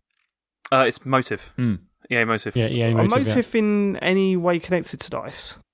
No, but apparently, see, isn't this that it was people that would also be working on Battlefront? Yeah. I mean, I on was the space amazed stuff. that it wasn't just a Battlefront game. Yeah. I was surprised that they didn't use the name, actually. But then EA have also said that this wasn't on their slate either. Like, this wasn't something that was part of what they were planning to do with Star Wars, and then it was Motive brought this idea to them and said, like, we want to do this. I mean, I wonder if this came about because obviously, obviously there's flight in Battlefront and Battlefront 2, but obviously it's a very light touch, it's very arcadey, which for that game is fine, but you almost wonder if maybe they worked on that stuff and started having like too many ideas, right? And it just sort of spilled over into its own thing. But no, I'm really excited about this. I mean, they totally said all the right things in terms of what would make me excited about playing this. The idea that it is more, not like completely sim-like, but that there is more of a sort of a sim option to this rather than it being like an arcade. And the fact that like the composition of your squad actually matters, like which aircraft you're using and stuff, so spacecraft you're using, because they're all for they're your character classes, so the fact that stuff matters is really interesting, and the fact they talked about sort of the online modes, like yes, there's like a 5-on-5 dogfight, but actually it's going to be those ones. It's got like conquest and stuff. Yeah, it's those ones where there's like 2 capital ships, and you're basically like fighting to destroy the other team's capital ship, and that's when like space flight seems to get interesting. The actual dogfights are like usually fine, but it's when there's cool objectives and stuff going on that they get really interesting. And you're like rushing to get somewhere or whatever, and like intercept whatever. It's brilliant. Yeah, or like it's one person's job to like disable the shields on the capital ship, and then someone else bombs the sensors, and then did it, and all that stuff. Like, that could be really exciting. Yeah, it's also going to have like. It's also going to have like co-op versus AI as well. And, cool. Or like versus other players, and I mean it just. Also we haven't got long to wait either, have we? No, it's October. It's coming, and it's all like fully playable in VR as well, throughout the whole game, which is incredible. Although I don't know what I want to get it on as a result of that, because get it on whatever looks best. Because it's PC then. So, but then am I going to come up against loads of like proper hardcore dickheads who are too good at it? It's a Star you can do Wars crossplay. game. There'll be Absolutely, crossplay. you're going to do that. Yeah, you can do crossplay. So if you're on Oculus with Questlink, okay, you can play out against PS4 schmucks. Okay. Probably don't have to go into that at this point, right? Should we get on to the next news story? Yeah, and then what? Do you want the rest of this conference or not? Yeah, more EA stuff. There's more. I mean, just quickly. Oh, I mean, they biggie, Oh, fucking hell, yeah. They showed a trailer for EA Sports games. Great. There was more of those. A render of a car. So apparently they're doing more sports games. Apparently, who knew? More sequels, Sean? Yeah, they showed FIFA and there were crowds in the stadiums. Yeah. That was unrealistic. Very unrealistic. Very only cardboard cutouts had a lid. Then they also showed like a render of a car, which looks like a criterion of working on something, which is nice. I guess it looked very good. Mm-hmm. Then they showed us some third-person action game that they said was only possible on like PS5 and Xbox Series X, and that kind of stuff. That was EA Motive again. And then finally they announced Skate was coming back. Right. Okay, they didn't actually say anything. Yeah. Before you go into one, can I ask this? Because I woke up and I'd heard that Skate had been announced. Yeah.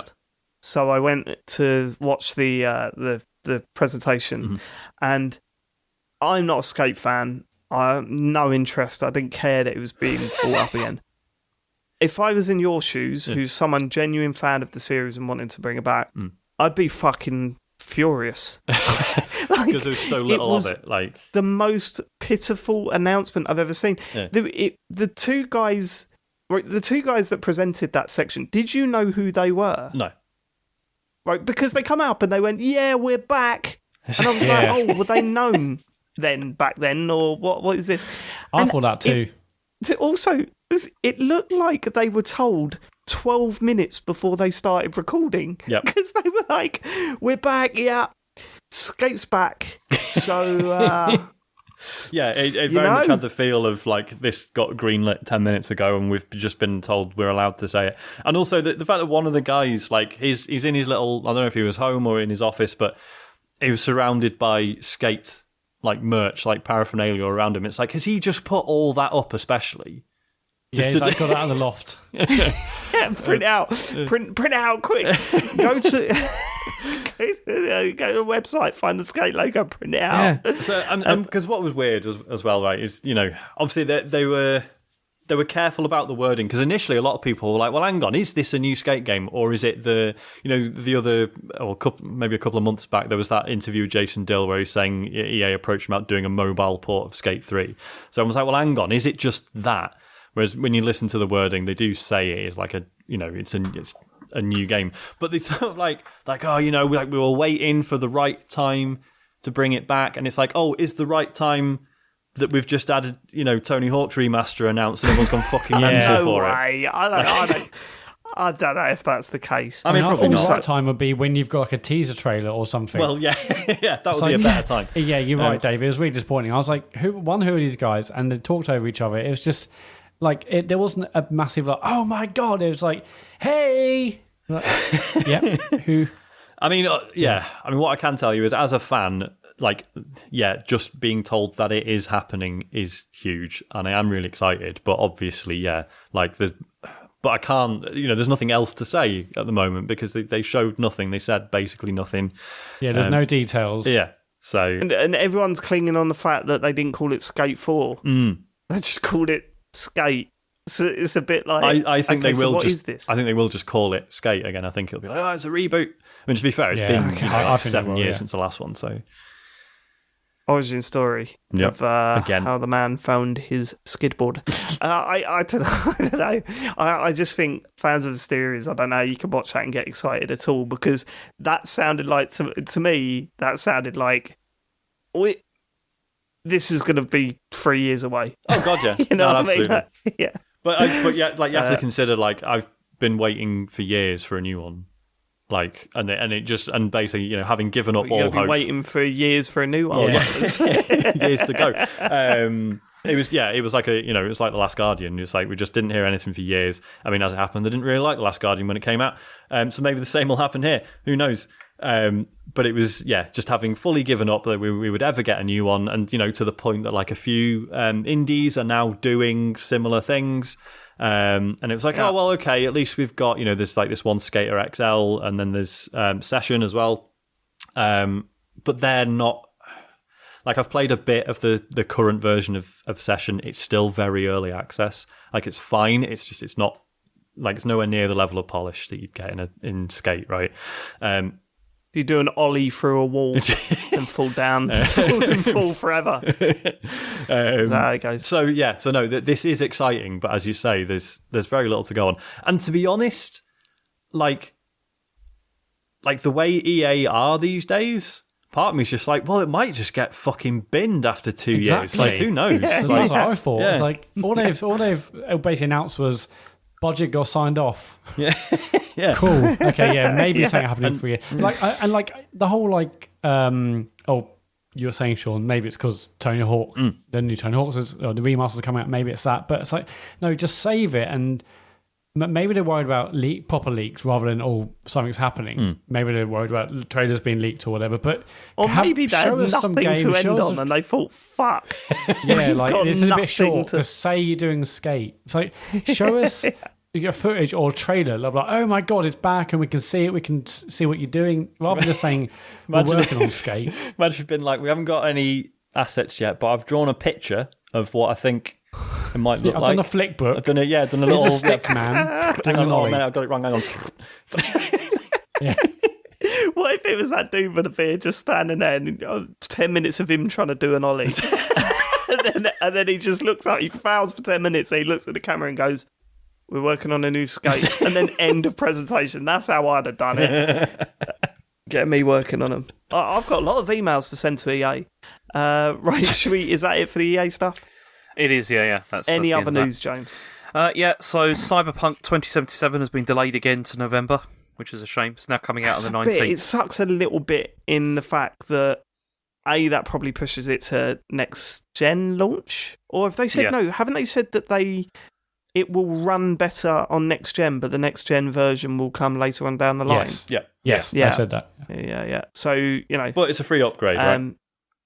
It is a free upgrade, yeah. But all the promotional material has been out there. You can literally buy a console with with what is the name of the game? Cyberpunk sprayed all over it, and a code for the game right now. Yeah. It's so bizarre. And then they've had to delay it again. So I think it's a shame, but you know, a load of previews have just gone up, haven't they? People who've spent like a couple of hours with it. I know Andy Kelly's done one for PC Gamers, so I'm probably going to read that when we're done. I thought they're live on the 25th or whatever. Oh, maybe. Oh, is this right? This might be because I've had a fucking DM from Sam White going, "Oh, I've read Andy Kelly's Cyberpunk piece." So that probably means he's had sneaky access. What a prick. Yeah. Nice. I think that's coming, yeah. We've just exposed him then. Yep. Oh, it's fine. But yeah, I mean, fine. I'd rather it's good than buggy, which is what they said. They say it's all feature complete, but it's bugs. So, yeah. Cool. Fix that game and I will play it. And I mean, if this then coincides with a next-gen launch, that'd be pretty banging to have Cyberpunk on day one.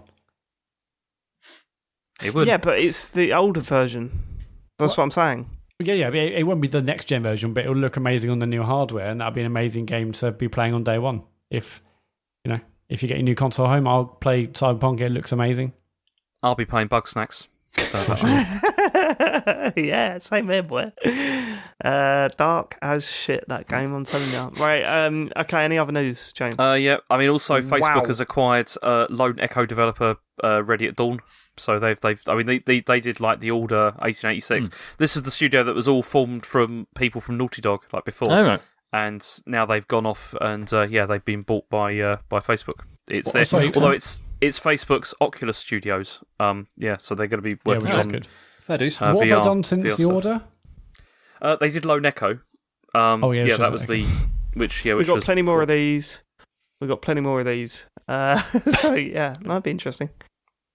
It's a shame though, because it means that I doubt we're going to see like another Order game, and I thought that was quite good. I quite enjoyed it. It's a shame that that's probably the end of that now. Last story is, it's a Last of Us 2 story, because it's turned out that it's Sony's biggest PlayStation 4 launch like ever. It's purely on boxed copies, it sold more than Uncharted 4, which was the former like record holder for PS4, and it's also sold like 40% more, like 40% higher rather than Animal Crossing New Horizons. It's done crazy numbers. Can I point something out? Yeah. So James has used the Eurogamer version of this story. However, if you go to IGN, it's actually only UK sales that's been counted here, not international, which I thought was interesting. What difference has that made, though? Has it not done so good worldwide? Well, no, because basically the IGN story just clarifies that it's like, it's the biggest launch in the UK, but actually we don't know if it's necessarily the same elsewhere. The Eurogamer story just... Are we going to have to fact check? Are we going to have to get Twitter fact check on James? Maybe. What the hell? What does it matter? It's like we're talking about... We live in the UK. That's a huge... Yeah. Of course that matters. What's the point of the news story? Let me clarify then. The Last of Us 2 is Sony's biggest launch this generation in the United Kingdom. Thank you. Right, there you go. Isn't that important to say? Yeah, whatever, I guess. Thanks, Sean. It includes physical and digital, right? No, it doesn't. That only includes physical at the moment. Okay, so it's probably even higher. Okay, let's move on. I mean, unbelievable. Jesus Christ, is that the end of your news? Yeah, that's it. Fake news Farley. What the hell? That's ridiculous. So the headline on IGN is The Last of Us Part 2 is Sony's fastest selling boxed PS4 game in the UK. I'm glad they can clarify things. I don't visit IGN, so I don't know. Well, perhaps maybe you should. Right, speaking of The Last of Us, let's open with that, and let's go through the history a little bit. Sean, you didn't play the first game. I played the second game. How far into it? I got to the bit in the sports hall with the big fella who, if he gets you, he tears your jaw off, and that was enough. Thank you. You've told me this before, and my reply's always been the same. That's the bit where it starts getting good, because that sports hall bit was probably the weakest bit in the whole game, and actually leading up to it wasn't especially great. Literally, the moment you get out of that sports hall, the game starts taking off. But fair enough. Okay, fine. And what was your reasoning for not being interested in this? Like, what was the sort of main reason why you didn't want to jump on board? Just the tone of it, and it's not a criticism of the game at all. Especially at the moment, all the reviews are like, oh, it's grim as fuck and it's gonna make you feel really bad. I just don't need that at the moment. And again, fine. I'm really excited to hear what you guys think about it, and I'm sure you've all really enjoyed it. Just not for me at the moment, I think. And I think the three of us have all played through the first one and loved it, right? Absolutely. Yep, James? Right, yeah, okay. So now here's how we're going to do this. Now, I know that this game, more than any other game, I think, I've seen more fear around spoilers, right? It's been a really hot topic. So here's what we're going to do. This week, because it's so soon after the release of the game, we are going to talk general overview points. We will probably talk about characters. No characters. That's not what we're going to talk about. We're generally going to be talking about just sound design, gameplay, enemy types, stuff like that, but only up to say 6-7 hours in. So we're not going to go into sort of end level stuff or end game stuff or anything like that. We're going to avoid plot points. We're going to avoid talking about the story in specifics. We might mention certain locations. Now, I know the threshold of spoilers is all over the place for certain, for different people. Like, everyone's got a different threshold for spoilers. So that's the sort of discussion we're going to have. However, we know that there's some people out there that still don't even want to hear that sort of stuff. So for that reason, spoilerbot, you there, mate? Oh, hello, the computer game show, or is it TCGS co? Ha ha ha ha ha ha. Hello, mate. How long's it been? It's been ages. How you doing? How long has it been? It's been bloody months. To be perfectly honest, I thought you had forgotten about me. Got so bored I guested on the Kane and Rince episode about Detroit Become Human. Boring cunts. How's the lockdown been for you? It's been a bit of a nightmare, isn't it? Yes, I got furloughed, so I've mostly been at home stuffing my face and watching Tiger King. Does anyone remember the Tiger King? Carol Baskin, am I right? Yeah. Sorry, I forgot. Right, can you tell people how long to fast forward to avoid the Last of Us 2 chat, please? Skip to the 2 hours 7 minutes 25 seconds mark. Cheers, mate. All right, I'll see you later. I'll speak to you soon. Hopefully not so long this time, eh? Fuck off. Okay, so that's it. Right, we're in spoiler zone territory, but we're not spoiling. All bets are off, except for the stuff we mentioned. Yeah, we I mean, and for those of you that are staying with us, we're not going to go into that stuff. So we might do something a little bit more of along the lines of a spoiler cast later on. Once we've all finished I think we it, definitely should do.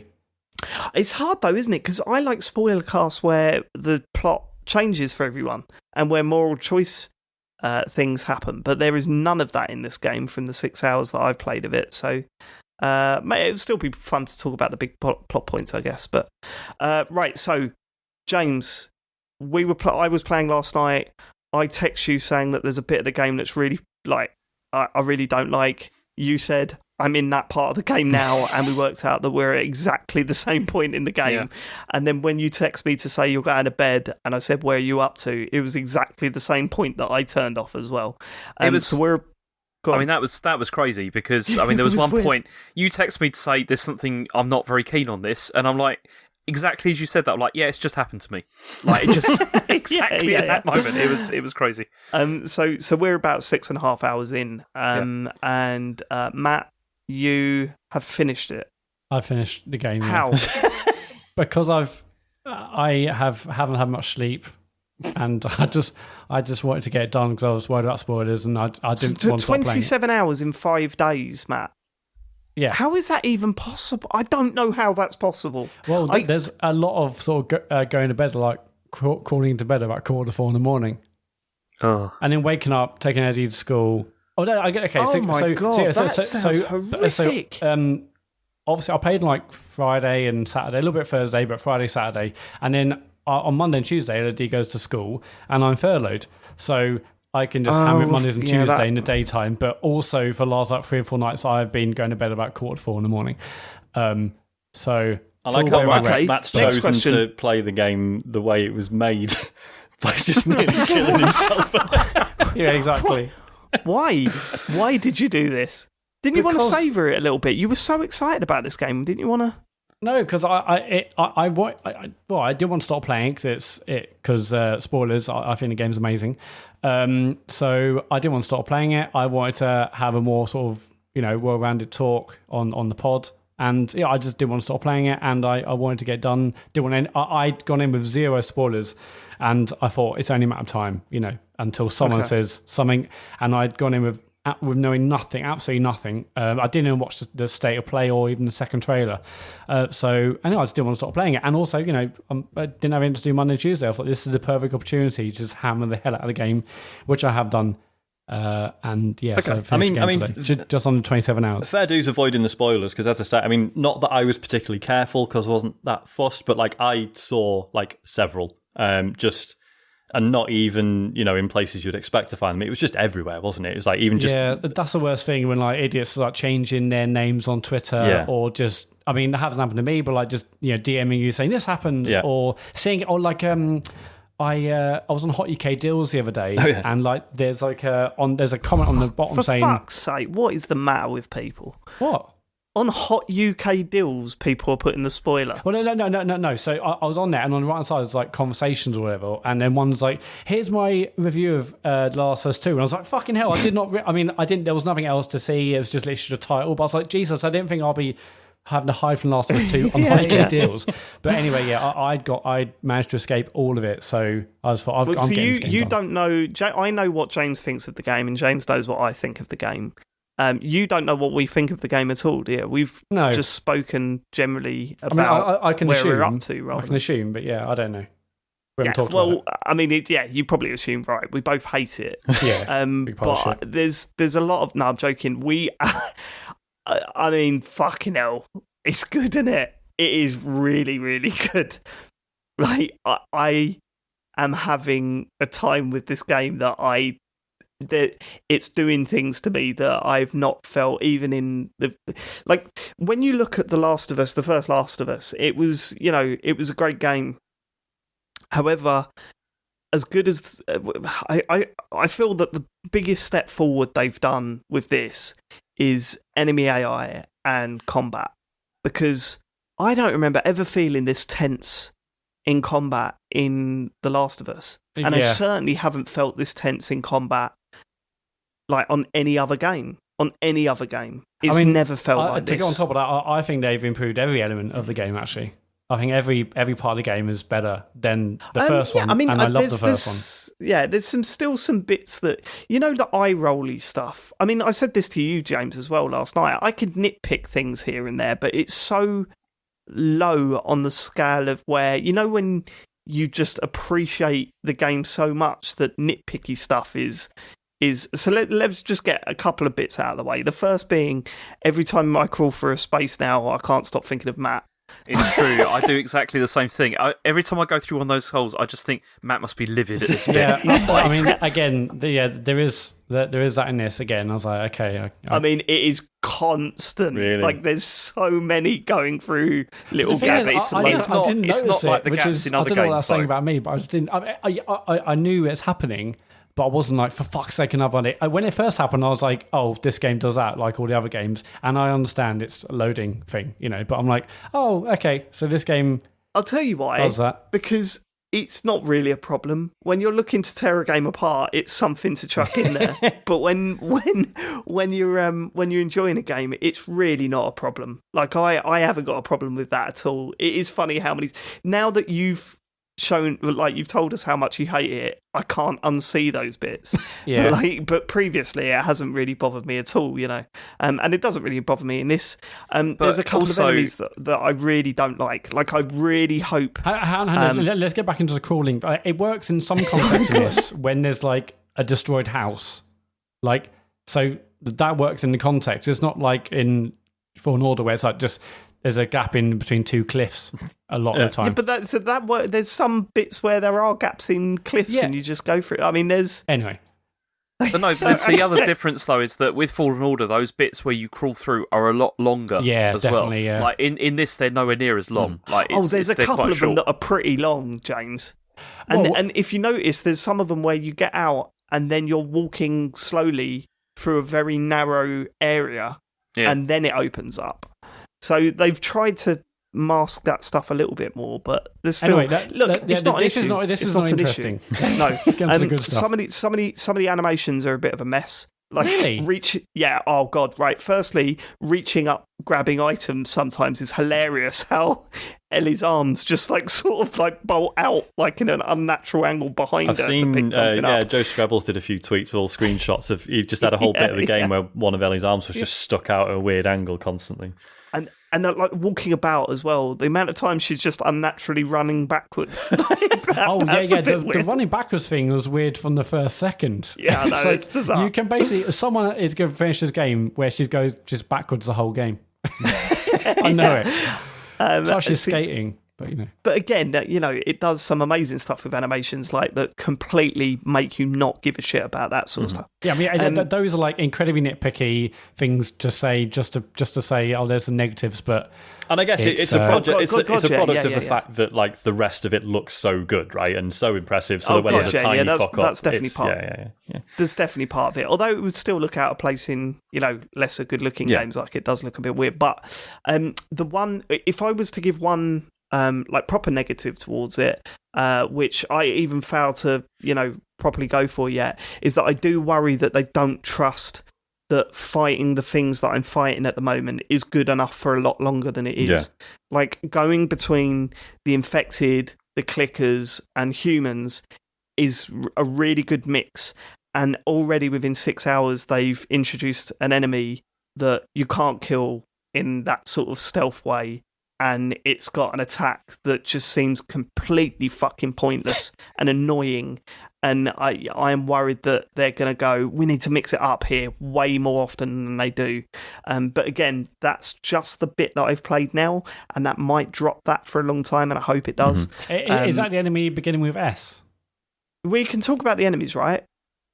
Yeah, we can talk about the enemies. The ones, the big guys that walk up to you and you can't just stealth kill them from behind, can you? Oh, those. I'm thinking about something else. Yeah, and if they come near you, they just explode in gas, and then you essentially you've got to run off or you're dead. I didn't mind those so much because how did you deal with them?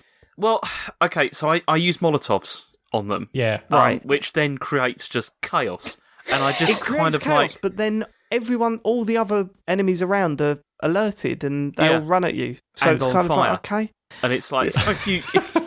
Which is quite cool. Like when that happens, I quite enjoyed that. Although I have to say, I much prefer fighting humans in this than to any infected. It's much more interesting. It's incredibly tense, isn't it? And the way they interact. I mean, some of the emotional stuff, like my alarm bells were ringing when I first started playing this game because they tried to inject some emotional stuff in there at the start that I think misses the mark completely. I don't agree with you at all about that. Really?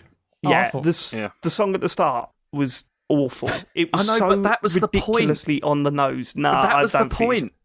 I think that was the point. Yeah. No, I'm fully with James on this. Yeah, it wasn't cringe or it just. I fucking was. Yeah, but that's the point. It was cringy because I can't say, can I? Why? No, we can't. No. But there was absolutely. I think that was on purpose. That it was like that. I really do think it was. The lyrics were so on the nose that it just made me feel... It was a cry for desperation. It was... Oh, fuck off. No, you're giving it a pass there, James. No, it means more than that, and I'll leave it at that. Okay. But I will say that once it passes from that, like my initial fears about how it was going to handle the emotional stuff just evaporates the moment you sort of get out of the first sort of area. Because then it gets really good with all that stuff. It handles all that stuff brilliantly. What was I going to say? They really are trying to give. They're trying to make you feel the weight of killing people. Which is hilarious. It works, yeah, and I really appreciate them trying. However, there are bits where you just think there must have been a session saying, right, how many names can we think of? Because I don't know if you've heard, Sean, but you kill a human character in this game, some other human character goes, no, not Brian. Oh, that's right, they've all got names, haven't they? And is it like even if you load a previous save, the names are always the same, so it's not like you... Yeah, but I've heard like 30 different names already, and I just think it's fucking really like hilarious. That. I think it gives more. Like you're not just killing another random dude in Uncharted and stuff. I like the fact that it humanises the people who are killing. Yeah. Means more, definitely. I think it's one of those situations where it's clearly better, right? And it's clearly an improvement and it's clearly noticeable and everything. But because it's the first time they've really gone all out to do that, it feels odd. Because, we're not used to that stuff in games. I think in 5 to 10 years, there'll be a hell of a lot of that sort of stuff where more personality is input into the people that you're fighting against. I think, because it's the first time they're really going for it, it just makes you laugh that every person you kill is like, they got Sally. Oh, no, Sean. It's just like... But I think it's something they've boasted about a bit, right? Is there also a part of you just being like, yeah, all right, we get it, like... No, because I think there is that to it. But the thing that I think they do more effectively than that is that the way that some of the killings occur is not nice, really. And it is. I mean, you're used in video games. You're used to doing this sort of thing all the time. But what changes this is often the reaction of people around you when you're doing it, right? That makes you feel like different. Was it just because the nature of the kills is quite gruesome? Is that? Yeah, and other characters I don't think that's... I don't agree that it's the nature of the kill. I think, really, it's the viciousness. Honestly, I don't even put it down to the viciousness, James, to be honest. I think they've worked on the actual... especially when it comes to shooting, I think they've made that so... they've made that perfectly, that you really do feel like you're someone that it hasn't been through military training, that can't just pull a trigger with no problem, but it doesn't feel clumsy to use either. So when you see an enemy hiding behind a wall, you feel like you're shaking with that gun, pointing it in that direction. And if you get a headshot, you feel like you've worked for it, even though you really haven't. It's obviously... Ellie's way more trained than she feels way more trained than she would if it was, say, real life or whatever. But you do feel that weight of holding a gun and pointing it at an enemy, and you're not just holding down the trigger, you're not just easily swinging the crosshair over their head. There is a lot of thought that goes into making that shot, and that's really important. That's why people... I think the two are separate things. So I mean, I definitely agree with everything you just said, Dave. Yeah, I love the fact you can't just rattle and headshot. It definitely feels like every shot feels. Oh God, I hope if I miss this, other people are going to hear, and then I'm basically fucked. So I love that every shot feels like there's real pressure to get it right and not mess up. But also, just what James was saying was that the fact that you hear the names and you hear people call out and scream, it feels like there's more weight. You're not just killing random dude 400 in Uncharted, because it's not just it's not millions of people. There's obviously a decreased number of people in in the world, and I think there's it just makes sense. I think in context that you're not just killing a nameless dude, and it's how. What I'm saying is, I think the combat system is more important to that feeling of weight than definitely the characters going, "Not Sally." Do you know what I mean? I don't get me wrong. I'm not it didn't go down in my estimations because of that stuff. I'm taking the piss out of it now because it's quite a funny thing to take the piss out of, but I don't think it was a bad move what they're doing, and I weren't eye-rolling while it was happening. I thought that really added a lot to it. I do feel they need to... I do feel that we will look back on that and just think, actually, that's really one note what they've done here, and in the future, that will be expanded on. Much like how Uncharted, when that started having characters really interacting just while the game was being played. You go back to Uncharted now, and it is kind of why are they just constantly talking to each other like this? This is really odd. But then what you realise is that was a necessary step to make to expand on and build on, and that feeling of actually you're fighting people here and not enemies in a computer game. I think it is, as I say, I don't think it's done badly. You can just see that there's room for improvement for all that stuff, you know what I mean? You see, the other thing that I think is effective is it's not just the enemy's reaction, though, it's the other people around you that you're with. Yeah, who are frequently it's kind of you get the impression they think you've gone too far, like on a number of occasions as well, which really does heighten this feeling of like what you're doing is pretty horrific. And I think they nail that really well, like better than I've ever seen it in a game. Absolutely. Yeah. There's so many people around you on your side that think you're doing the wrong thing that you really do feel uneasy about what you're doing. Like they nail that side of things, definitely. And obviously the characters themselves, the ones that we know and love, they've been handled very, very well. Like extremely well. I was so pleased how it feels like you're just picking up from where you left off. It has enough references back to the first game. This is one of those games where if people go, oh, should I just jump onto this game? And I don't think that that's the right thing to do. I feel that you really do get so much more out of it if you've played through the first game. Yeah, definitely. You do kind of go, you should play the first game first, really. I think it's really important. You should play that, then play a DLC, then play this. Yeah. See, I missed out on the DLC, and I might have missed references to that DLC in this game already. But, I mean, there's been so many moments where it's like, remember that from the first one? And not in not in a Star Wars way, not the way they do it. It's more, it feels more natural how stories come up between characters that you remember from the first game. So yeah, no, it's really, really fucking well done.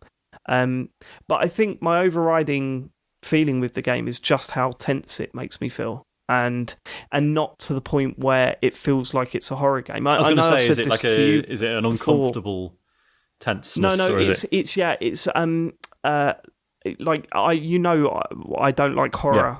Yeah. I'm probably on about the same level as you, Sean, right? And whenever you talked about The Last of Us, I always said, well, yeah, but The Last of Us didn't feel like a horror. It felt like a thriller film.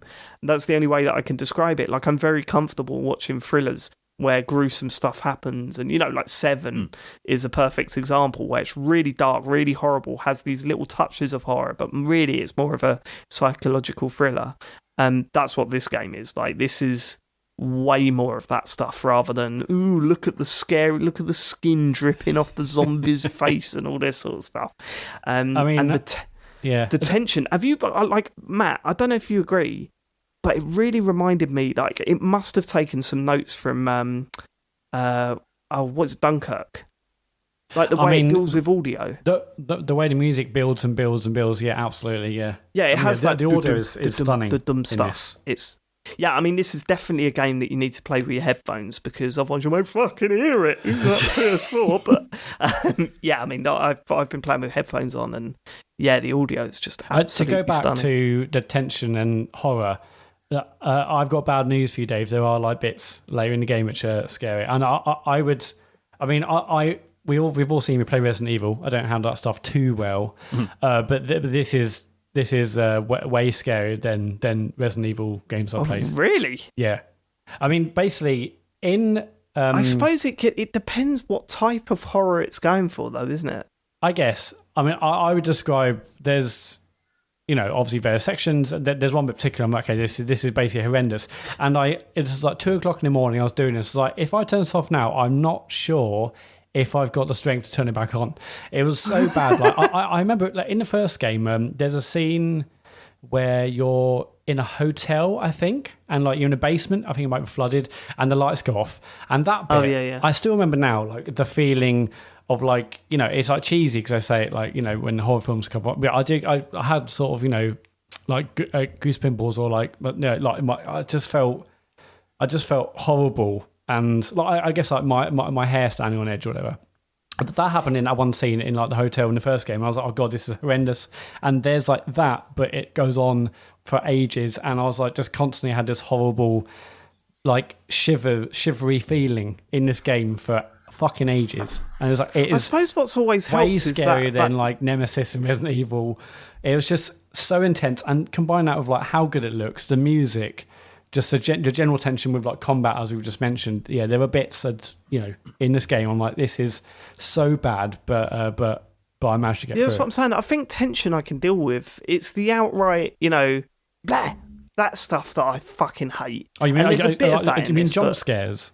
Yeah, like specifically proper that. jump. Okay. Yeah, and there's jump scares in this. Don't get me wrong, but they feel different. You know what I mean? It's not just constant, like just blah, and you're like, okay, all right, fine, you've made me jump. I think the jump great. scares in this are really subtly done, and so yeah, it's not like constant. But the section, so the section that I just completed is in the subway, right? Yeah, and that to me was not horror. That was just pure tension, and I could deal with that. But it still left me with a hot head for about an hour after I finished playing it. I was just God. like, I mean, that was just the mood in that place was incredible. Like, Yeah, just it was. the lighting and everything was and was everything insane. that was going on, and it was I'd great, love man. to talk about how I dealt with that as well, because it was Well, it was so we'll good. save it for the we spoiler. we were texting each other about the area just before that, and then saying, this is horrible, this is so tense, this is this is that. And then when we got to the subway, we were like, I just want to go back to that place again. And it was before all this, because it seemed like great now. So, I mean, what can you say? It feels... I mean, James put it right when he texted me last night. He said, I wish more games felt this big budget. You know what I mean? Like this you quality, really feel... Yeah. I mean, it's stunning to look at. It's been really, really fun to play. And I could see why people would get turned off by how vicious the violence is. And it is vicious. There's no getting around that. I'm sure it gets worse later on. But you know, the stuff that I've seen already, you can tell that fucking hell, this is a bit much. This is a bit strong. Yeah, it's definitely hard hitting. But that works, I think, in context with like the environment you're in. I was going to say, I mean, Yeah, as long as 100%. It doesn't feel gratuitous or as long as it's serving exploitative at this stage. purpose, that's the main thing, right? Like, I mean, it's a horrible world they're living in.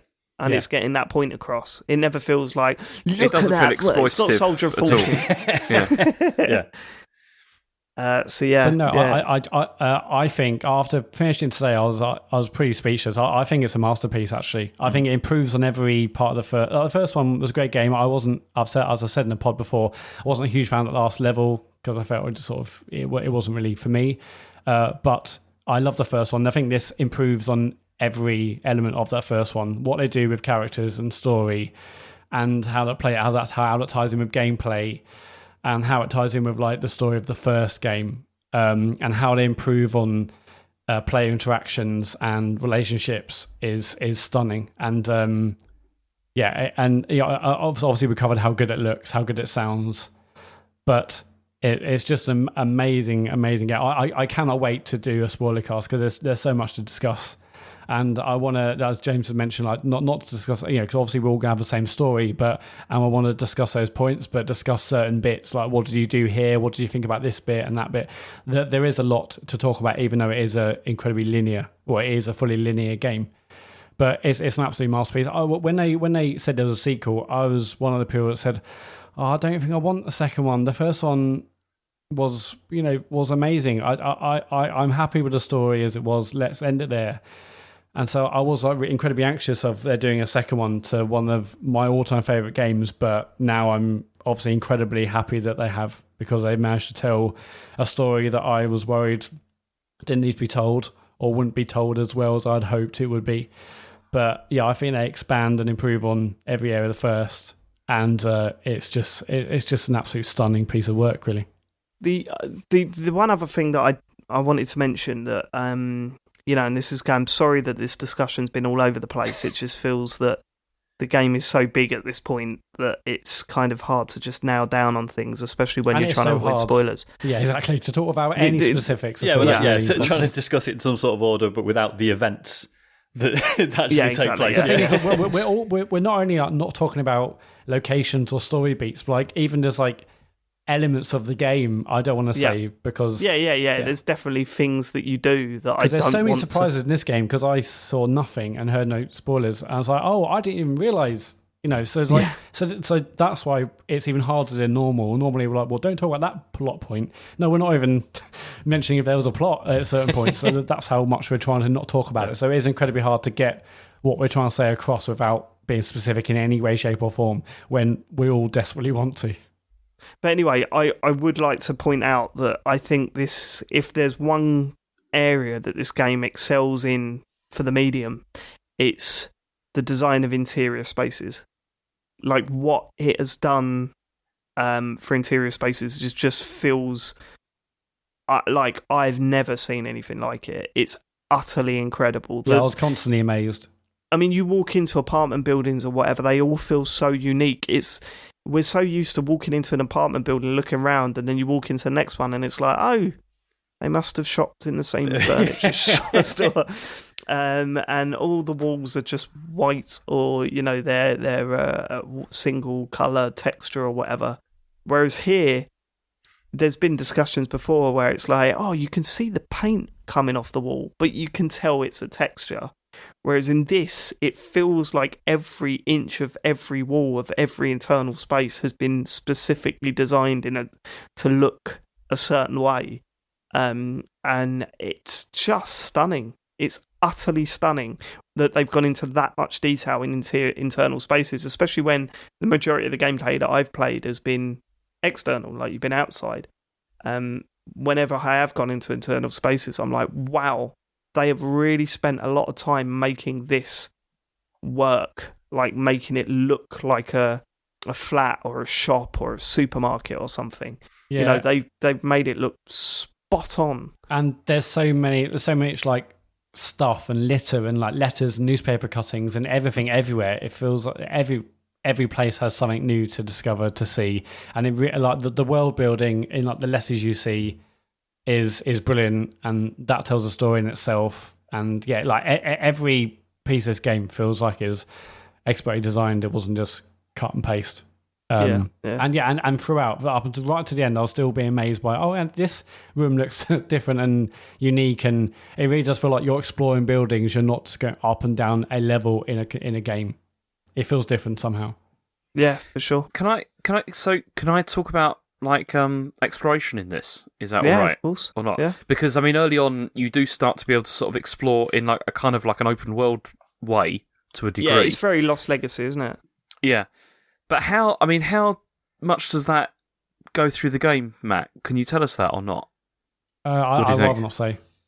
Oh, okay, but, never mind. I'd rather not say because I don't want to say anything about it really. Because I mean, I was really impressed with that. how open world it is, even though it is linear, because that's the cyber game it is. Yeah, that whole area right near the start of the game is fucking incredible.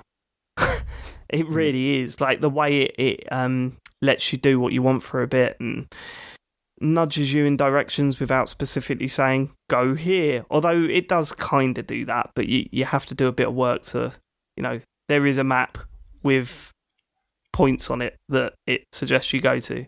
But God, yeah, that feeling of just strolling about and going places. I thought that was great. Yeah. And then on the way you like discover new things. I can go here actually. It's like clue relating to that place, and like I thought that was really good that I could. I missed one of the locations and I was absolutely gutted. Oh, really? What you missed?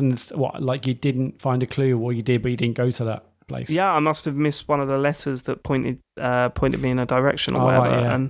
But I genuinely thought that I'd seen everything. Also, I'm amazed at how many areas that feel like a sort of hub area from a was it a Tomb Raider game? You know those Tomb Raider games, they on paper they were kind of open worldy, but really they were these little hub areas connected with these corridors that took you to the next place. I'm surprised by how many of them feel like they're not directing you in any way whatsoever, yet you've managed to work through them. I mean, there's been a couple of moments where I've got lost in them and I've been a bit frustrated, but they've been very rare considering how many of those like hub areas are in this game.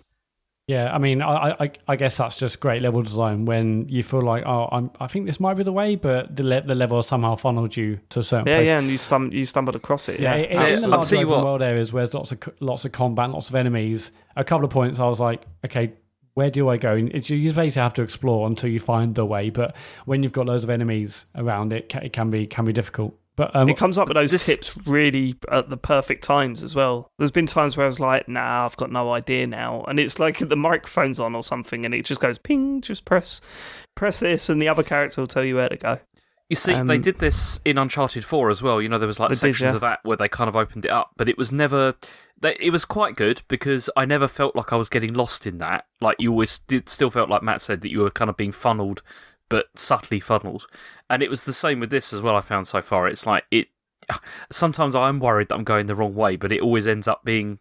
Yeah, that is actually where I was supposed to go. It's it's very well done in that way. They have an amazing way of taking bits of all the games and putting them together and still making them feel fresh, don't they?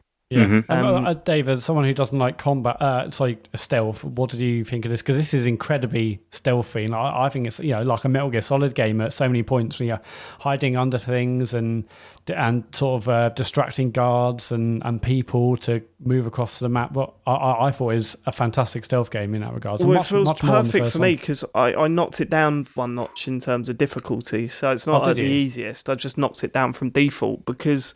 Yeah, that was my biggest worry with this game. I don't like stealth. I don't like it. I don't like walking out of cover and hearing, "There she is!" and then everyone running at you.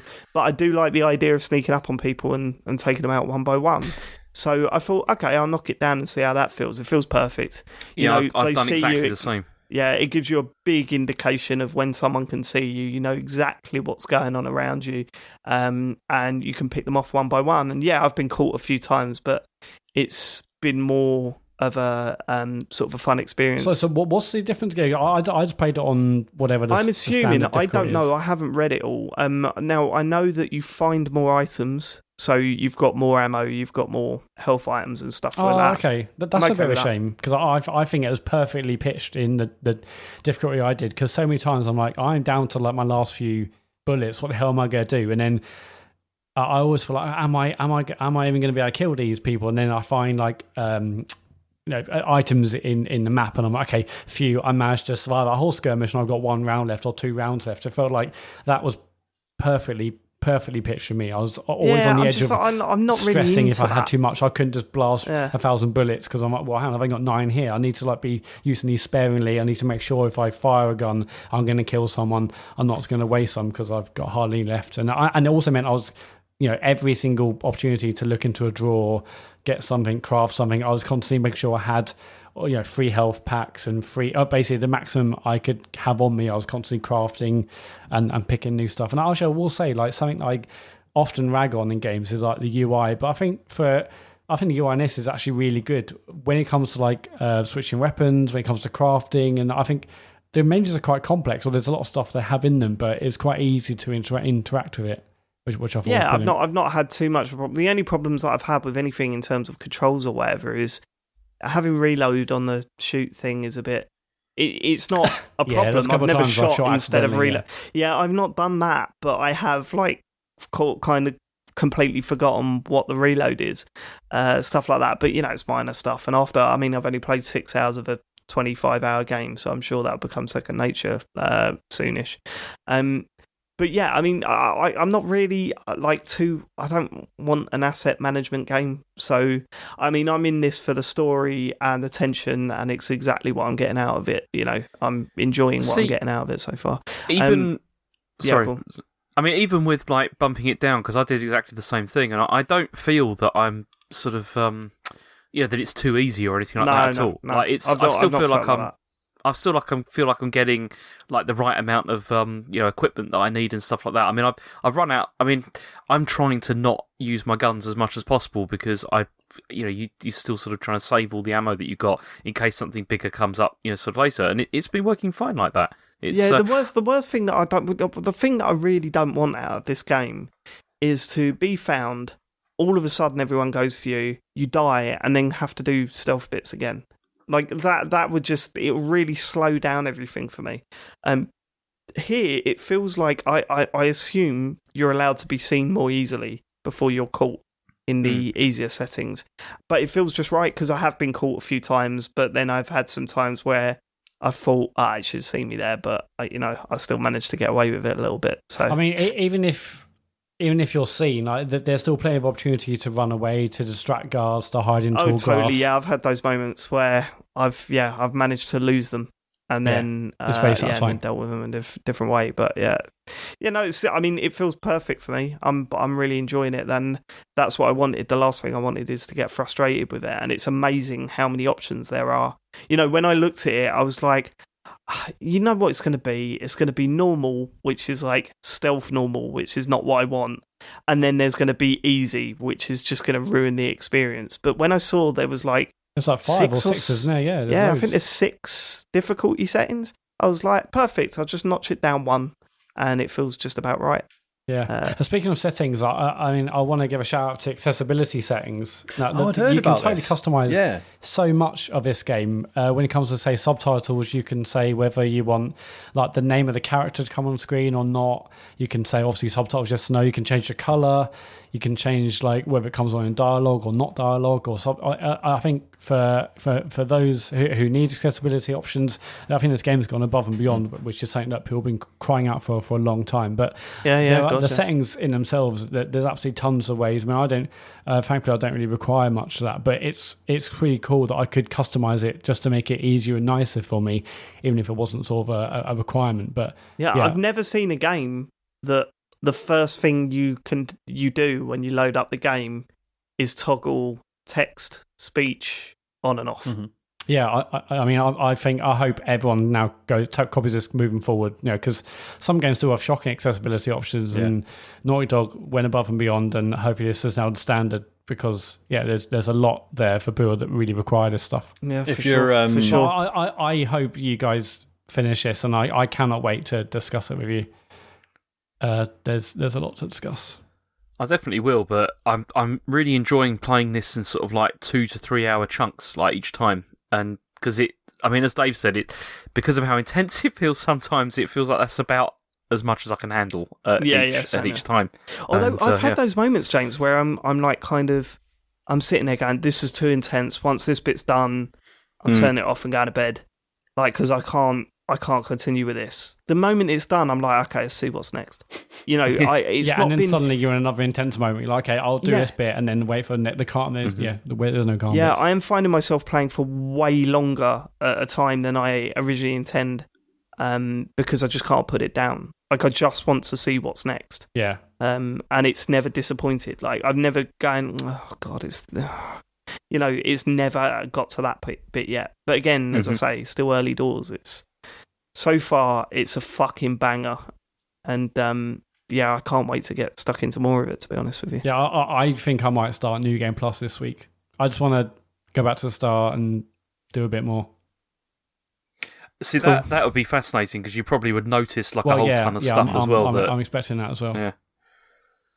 Right. Cool. Okay. Sean, does this make you at all want to play it in any way, shape or form? No, Sean's not interested. No. But as I say, very happy for you guys. Like, it's one of those games, especially the original.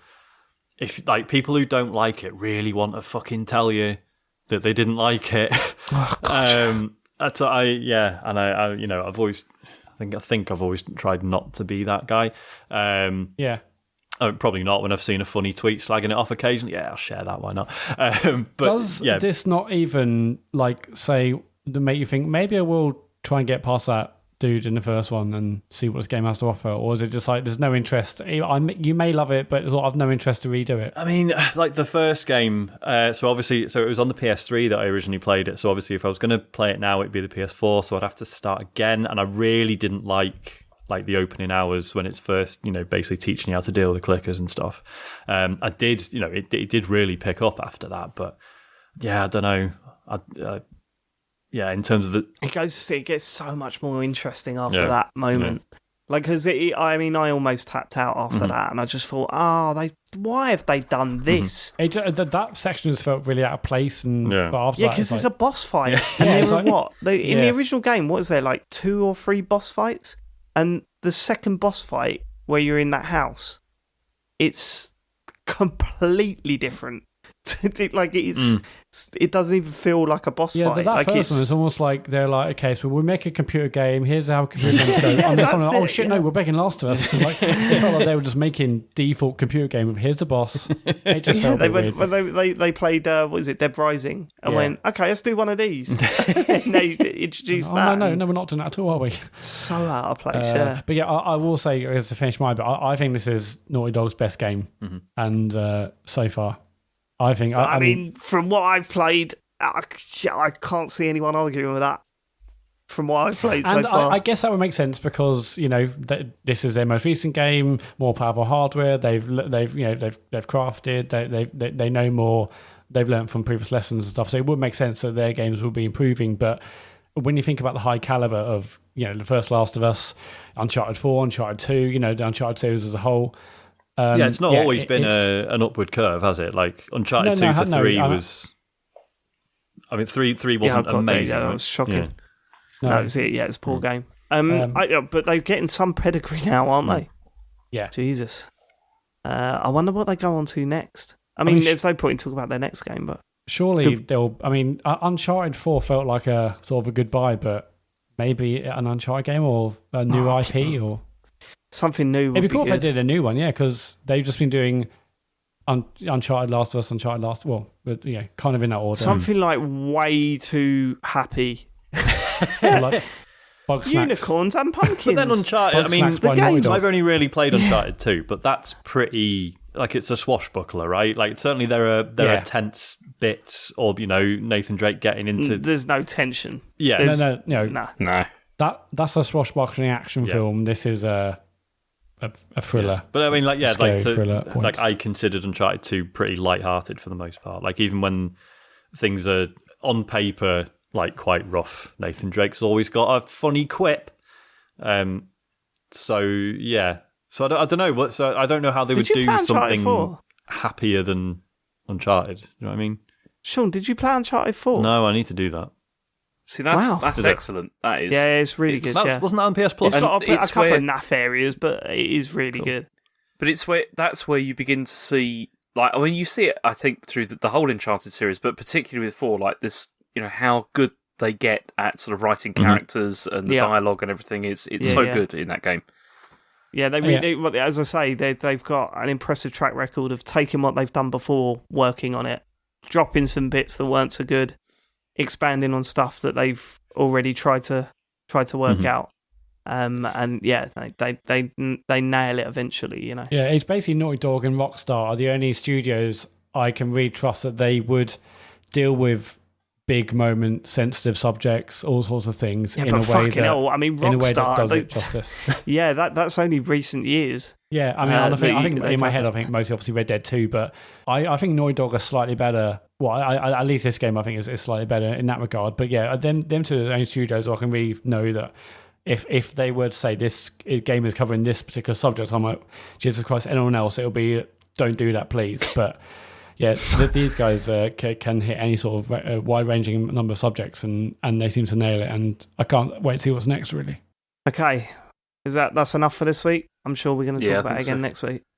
But yeah, welcome back. If you've skipped the Last of Us chat, we're going to talk about a few other games now. Is that all you had, Matt? Right?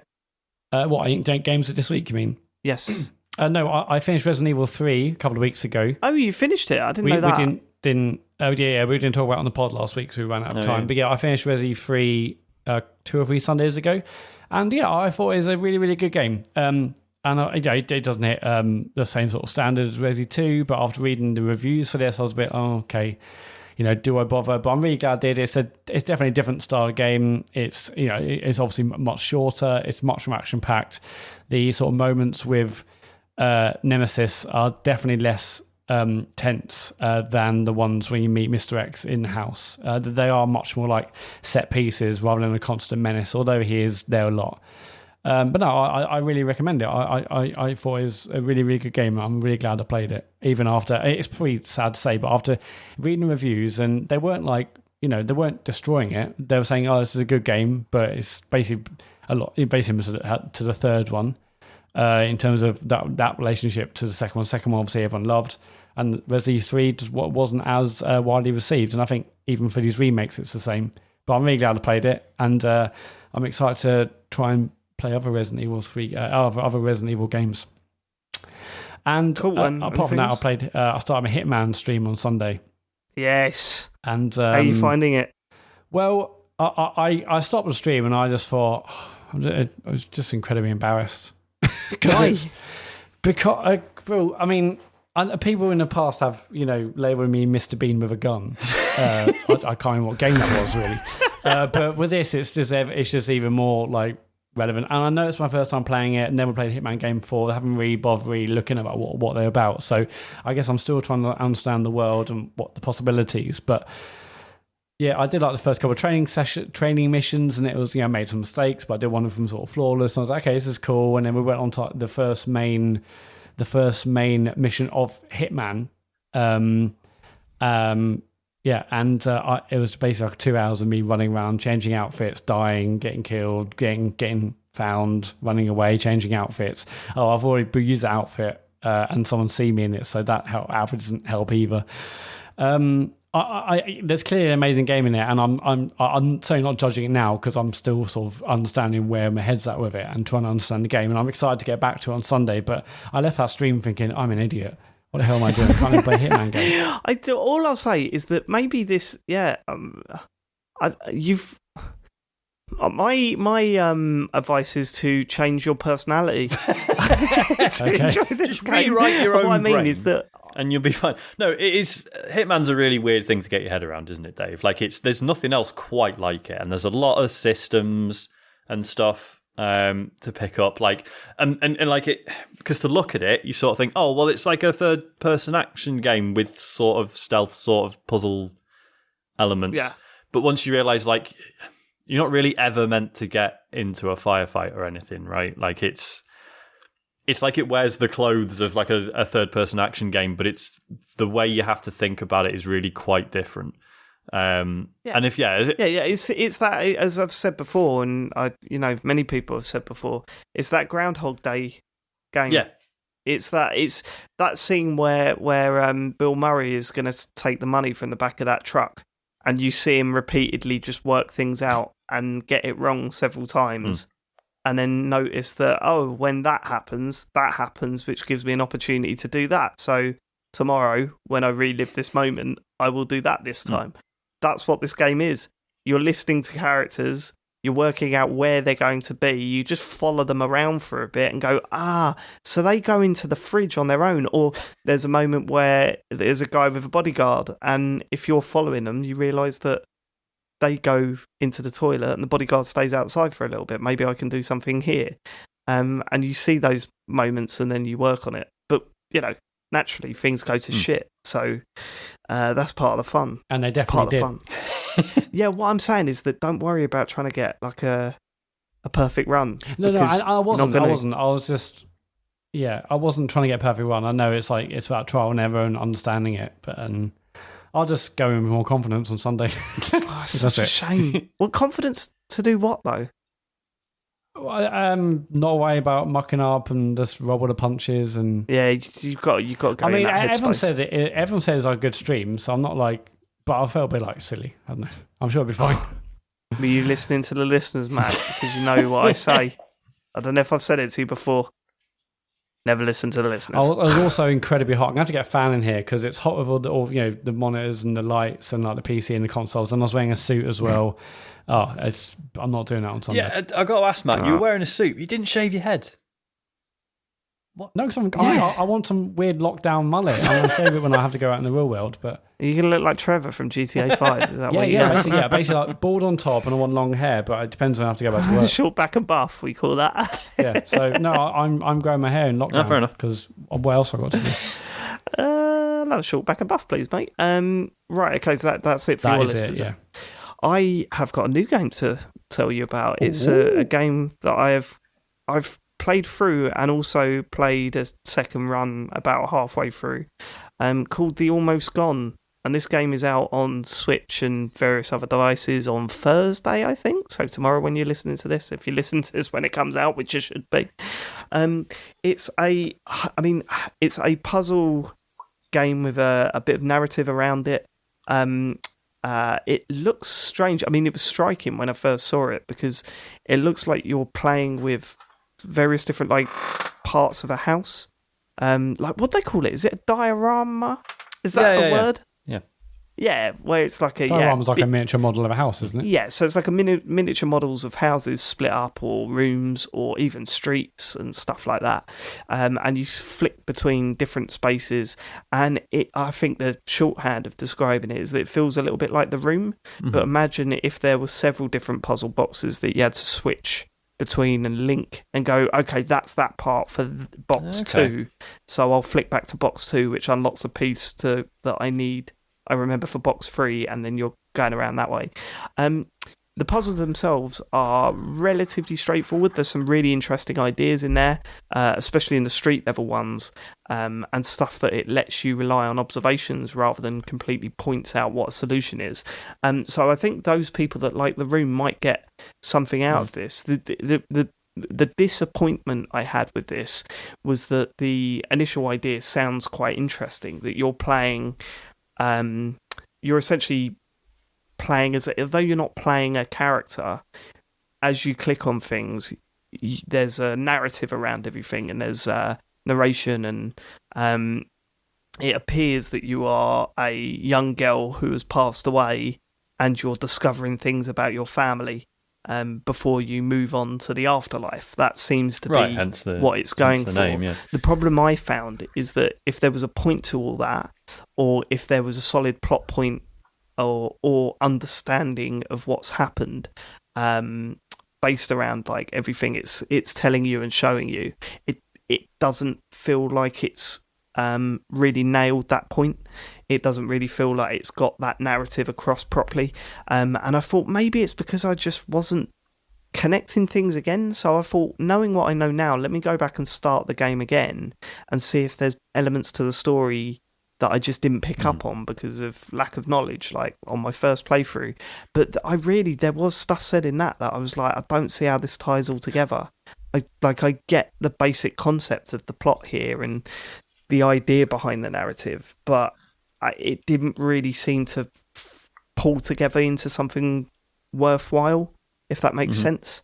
So it's kind of a hard one to it's kind of a hard one to recommend, because although I think some of the puzzles are quite clever, I don't think there's enough of them to really warrant playing. I don't know. It feels very short. It feels that the puzzles don't do anything that we haven't really seen before in other games. And it kind of feels like, well, if what you were trying to do was put some sort of heavy narrative, and it is very, very heavy, and it goes into some very serious themes. If the whole idea was that, hey, here's the room's really cool, but if we lace a narrative over the top and tie it into a sort of emotional conclusion, then that's really worthwhile, and that lets this game stand on its own 2 feet. Because they didn't really nail the narrative side of it, I don't feel like it kind of makes me go, look, if you like The Room, then get this. But if you've not played The Room, then play The Room. You know what I mean? It feels like that, which is a little bit disappointing. But I think, as I say, people that like those sort of interactive puzzle things that where you pick up pieces, the escape room style puzzle where you're picking up pieces and codes and stuff, and you're putting it together, then there is something to get out of this game, because yes, as I say, some of the puzzles are really well done, and when it opens up a little bit more, then that's really cool. It also feels like it is designed to be played on either a PC or a phone, because it is coming out on Android as well, and I played on the Switch, and flicking between the different areas I found really unresponsive.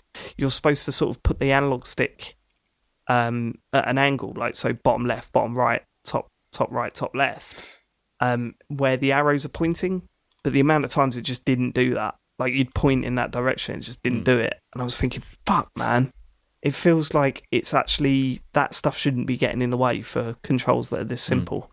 So I had a few problems with that, but yeah, it's one of those games that I'd like to recommend had they nailed the narrative, but because they failed on that, it feels that some games do what this game does better. But if you've already experienced those games and want more of that stuff, then this is worth picking up. It's just, falls a little bit short than what I was hoping for. But that was the Almost Gone, and it is out on Thursday. So if that does interest you, then go check it out. Yeah, I mean, I love The Room, famously, so that sounds great. Yeah, you might want to give it a go. I believe, don't quote me on this, that there's a demo for it. So, try the demo out. And if you like the puzzles that are in that demo, because I'm assuming it's the first area of the game, then there are some puzzles later on that are way better than the early. The early ones are a little bit on the nose, a bit too... they're a bit too obvious. Okay. Whereas later on, they get a little bit more complex and try and make you think a little bit more. It never gets too ridiculous, but there were a few moments where I was stuck, but it was just because I was thinking about it in the wrong way, rather than the game being too hard or anything. So, give it a look. You're almost gone. You might like it, Matt. That does sound good, that. Cool. Matt, sorry, Sean. I've got a few short ones. You've got a couple on your list. What, sorry? You got a couple on your list. James, did you say something? No, I've got nothing. No.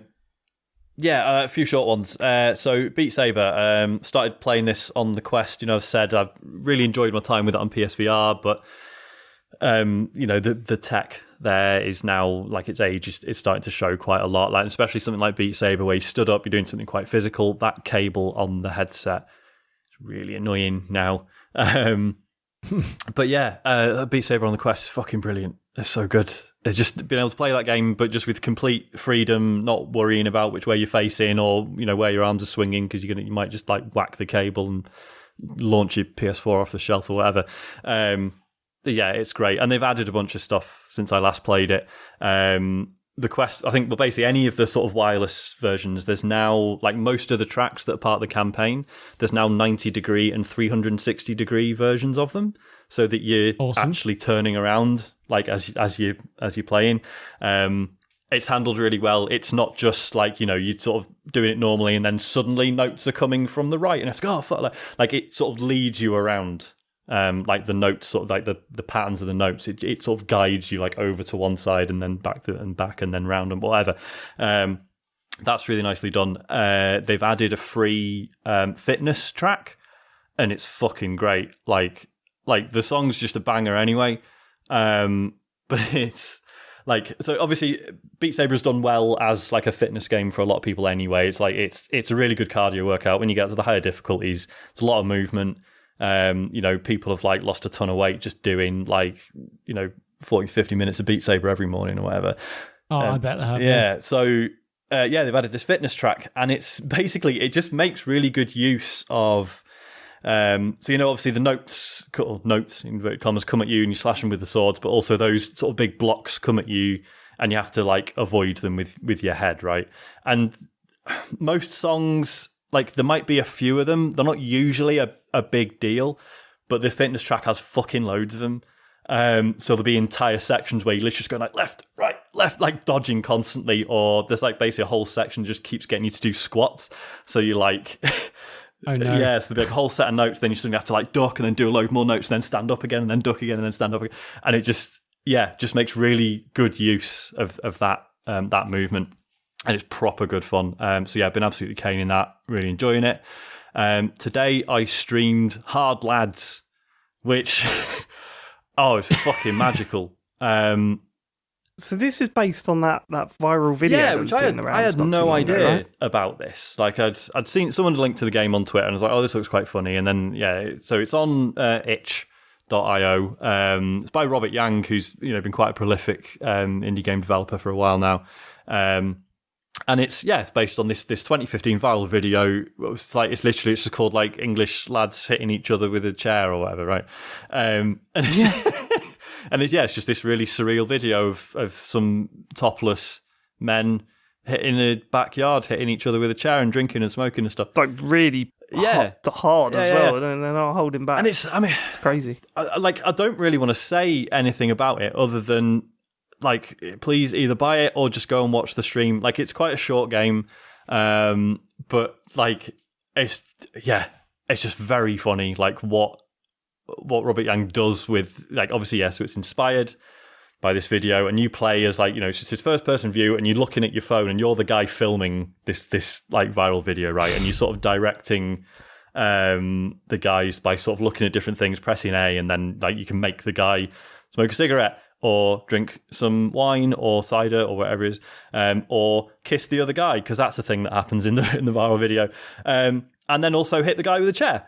And it was just really interesting, just like initially sort of going like, oh, okay, is this it? Like, you just hit the guy with the chair, he falls over, he gets back up. And then once we'd done it a couple of times, we were like, hang on a minute, something's changing here. This is weird. And it sort of gets more and more surreal. And the ending was honestly one of the funniest things I've seen in a game ever. I'm going to have to watch this now. Yeah, it's great. Really good. I think it's like pay what you want. For June and July, half the proceeds go towards Black Lives Matter UK, which is cool. I paid a tenner for it, and I'm very happy I did. It was really good fun. That's kind of, again, I don't want to spoil it. Just does something very weird and funny towards the end, and it's worth seeing. After you've watched that, go and watch Sean play Just Say No. Oh, yeah. Is it Just Say No? Yeah, say no more, but no exclamation mark. Say no more, that's it, say no more. Oh, my word. That was just, it's one of those games where it's like, it's wacky. Yeah. And that stuff usually, it's like mustard up the nose. But this was just so well done. So well done. Hilarious, the stuff that was going on in that. And it was only the demo you'd played, but if I could see how they could turn that into a game. Yeah, absolutely. I was really relieved to see, because I'd seen it on, I think it was on one of the Guerrilla Collective streams. And it's, long story short, it's a game where you play as an office worker who learns how to shout no at people. So you're just basically running around and people are going, oh, make me a coffee. No!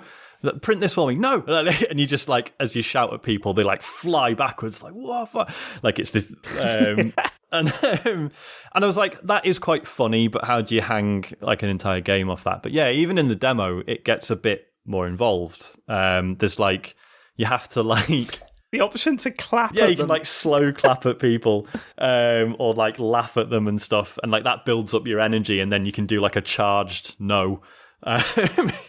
And it's just, it was proper good fun, that. I was really glad to stream that. Definitely check that out. That's really good. Cool. The only other one I've got, again, I'll be very brief, In Other Waters. This came out on the Switch in March. I think it's out on PC as well.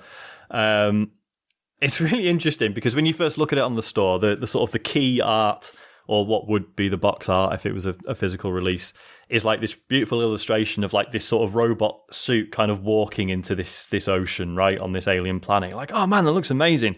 And then when you go look at the gameplay screenshots, it's this really sort of dry, like, basically just this map of like an undersea environment, right? But it's just like this sort of topographical map. And it's like there's not many colours. It's quite, it looks really sort of basic at first. And you've got all these instruments and stuff. And basically, when you start the game, the whole idea is this is like this robot suit that's got a person in it, but you're the AI in the suit. And your only way of perceiving the world is through the instruments that are installed in the suit, right? And this person's in the suit, and they can observe things, and they talk to you about what they can see and what's going on, but they can't actually control the suit. Like, the suit's fucked, so they've like booted up the AI and basically gone, hello, I can't move. Can you move the suit, please? And it's really good. It's like, it's just this really interesting, sort of very minimalist, but really beautifully done game about just wandering around underwater on this alien planet, and basically you discover like alien life on this planet, right? And you're kind of going around documenting stuff and figuring out like what all the life on this planet does and how the ecosystem works. And yeah, it's these really basic visuals, but really nicely supported by this sort of constant narration from the person in the suit.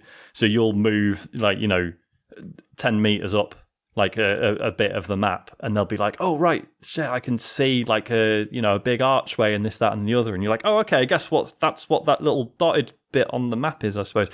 But it works. Like it's enough for you to sort of piece it together yourself. But despite this sort of really sort of plain presentation, and like the sound design's really beautiful, the music's really nice.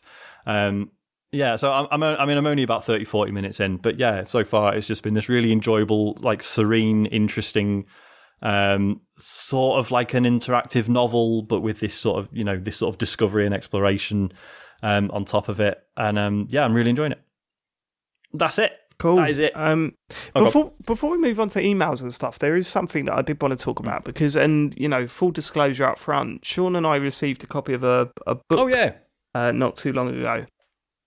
And we're not. This isn't we're not getting paid to talk about this, but I did want to give it a shout out because it's one of those things, right? So we got an email saying, look, there's this book. It's called "This Is Esports and How to Spell It," and it's by Paul Redeye Chalona. Chalona. I'm sorry, I don't know how to pronounce that. It's going to beat you up, Dave. But yeah, I mean, Red Eye is how he's known. And I had to Google to look up the author, and I know this guy, not personally, but I know him from a video that went viral where it was an esports thing and they were interviewing or they were doing some sort of live broadcast or whatever, and then some guy just walks past him like in front of the camera, and Red Eye turns around and goes, "What an idiot." And then the guy comes back and starts like going into him, and he's going, "We're literally doing a live broadcast. What are you doing?" Right? So he's more polite than that, isn't he? He just sort of keeps going like, "Can you please get out of the shot? We're live. Can you please get out of the shot?" Like, yeah, he like handles it really well. Yeah, he does, but you could also tell that he was just a little bit nervous, which understandably so or whatever. Yeah. But it's funny because I thought, I've never been into esports. I've never really cared about it. I've never really looked into it. And to be fair, I've never really tried to get into it. But I just thought, well, maybe this would be good to read just to see what it's all about, really. And maybe it will all go over my head, or maybe it is aimed at someone that doesn't really know much about esports or whatever.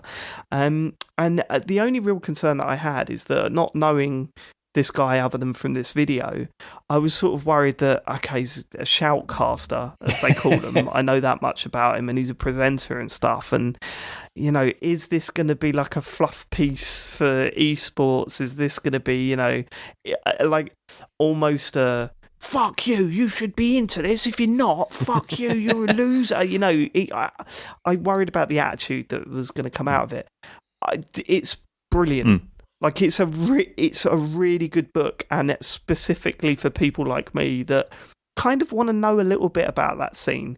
And this goes way over just a little bit about that scene, but it's kind of interested in the buzz around it and everything. Because what I didn't know about Paul is that, yes, he's a shoutcaster, but my word, he was so involved in the build-up of, not directly involved, but he was in that scene when it was nothing, and just worked and worked and worked to get to the position that he's at now. It's not like an ex-pro that has won a load of money and now he's just commentating. Well, it's actually cost him quite a lot, hasn't it? He talks about that in the book. Yes, he talks about how it's cost him not just money but relationships and stuff like that. And it's really interesting, the various different the chapters and where it goes, so it even goes back to Twin Galaxies, and he sort of sees that as the spawn of the idea around esports and competitive gaming and stuff like that. And then, it even goes into problems that female pro gamers face. It goes into specific matches and specific games and game types, and how he had to learn completely different games just to be on a broadcast that he thought was going to be this big deal. It goes into how TV tried to change things and why that was a detriment to, because obviously esports really took off when it was streaming, right? And when Twitch come about and all that sort of stuff, that was a huge drive into making it what a big thing it is today. And the fact that their main goals seem to be, we want to get this on mainstream television. But then when mainstream television come calling, they were like, change this, change this, change this, and it ruined the whole idea behind having these people. Yeah, he mentions, doesn't he, that they started not fixing things, but encouraging. Was it? He was talking about there's a racing game where they started being like, yeah, go on, have a crash. People like a crash. Where he's like, but the etiquette among players was you don't do that, and it was things like that. They were trying to influence or encourage, and it was making the game shorter, like making competitions where you play completely different game types. Like they just chuck different games in there because they think it'd be more entertaining to watch or whatever. But yeah, I mean, the book's out now. There's an audio book for it. I mean, I really hope, I haven't looked this up, but I really hope there's a playlist somewhere where it's like, if you're on chapter 2, page 3, this is the video of the game. Because so many times it goes, he tells you this amazing story about something that happened in this specific match on, say, League of Legends or something.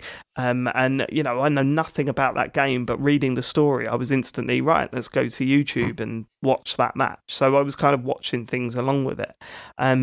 But yeah, I mean, if you've got any interest into esports and you're not that involved, you know, even if you are that into it, I think it would be a good read, because you're hearing his story about how it was all building up, but it was all building up around him as well. And it kind of makes you go, oh yeah, you know, it's weird. As an outsider, you see a shoutcaster and you go, there's a guy that just shouts over a game and says what's going on, and you could barely understand what they're talking about. But when you realise that actually a lot of these people were here before the industry was, and they were part of trying to, like, they had a genuine passion for the industry rather than the specific game they're playing, that is a completely different angle. I wasn't expecting that from this, but yeah, it's a really good read. Yeah, I mean, sorry, I don't know if you said, Dave, I also got a free copy. Cheers. My attention span for reading is terrible. That's not the book's fault, so I haven't made as much progress as Dave. But I've been really enjoying it as well. It's as you say, it's how accessible he makes the, like, describing like key moments in League of Legends or Dota 2 or whatever games that I aggressively don't care about. I never got on with them at all. Yeah.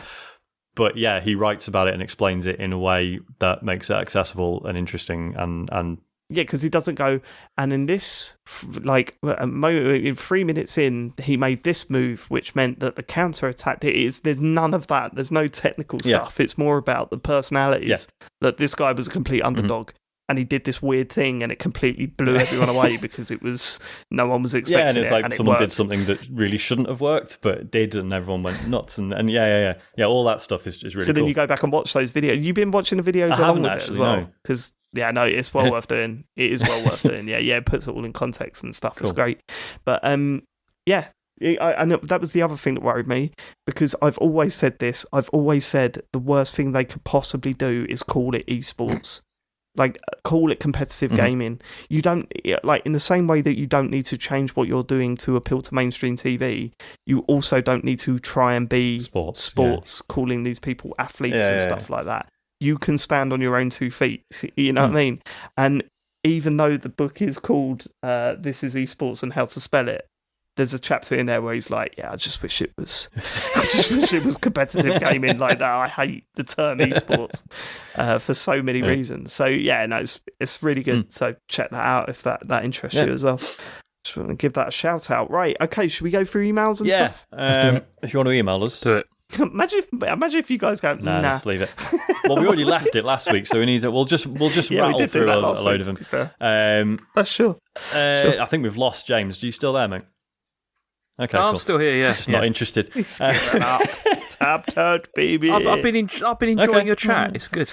Cheers, mate. Yeah, podcast at thecomputergameshow.com if you want to send us an email. Leo McIntosh has done that. He says, hello, TCGS Conglomerate Incorporated. I hope life in lockdown has been tolerable and you've managed to successfully thwart all seduction attempts from David Cage et al.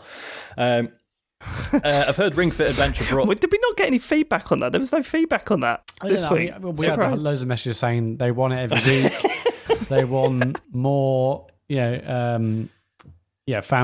They want more stories. How do you top that? How do you top that one? It was so weird. Like, if it made sense, it wouldn't have been as funny, but it was so bizarre. Yeah, there's nowhere else to go. Yeah, it's bizarre. There, is there? Is the thing. No. I don't think there is. James, you're the only one that's ever had fanfic read out on this show, so, you've got that. Yep. Put that in your CV. Yep. Great. I'm keeping it that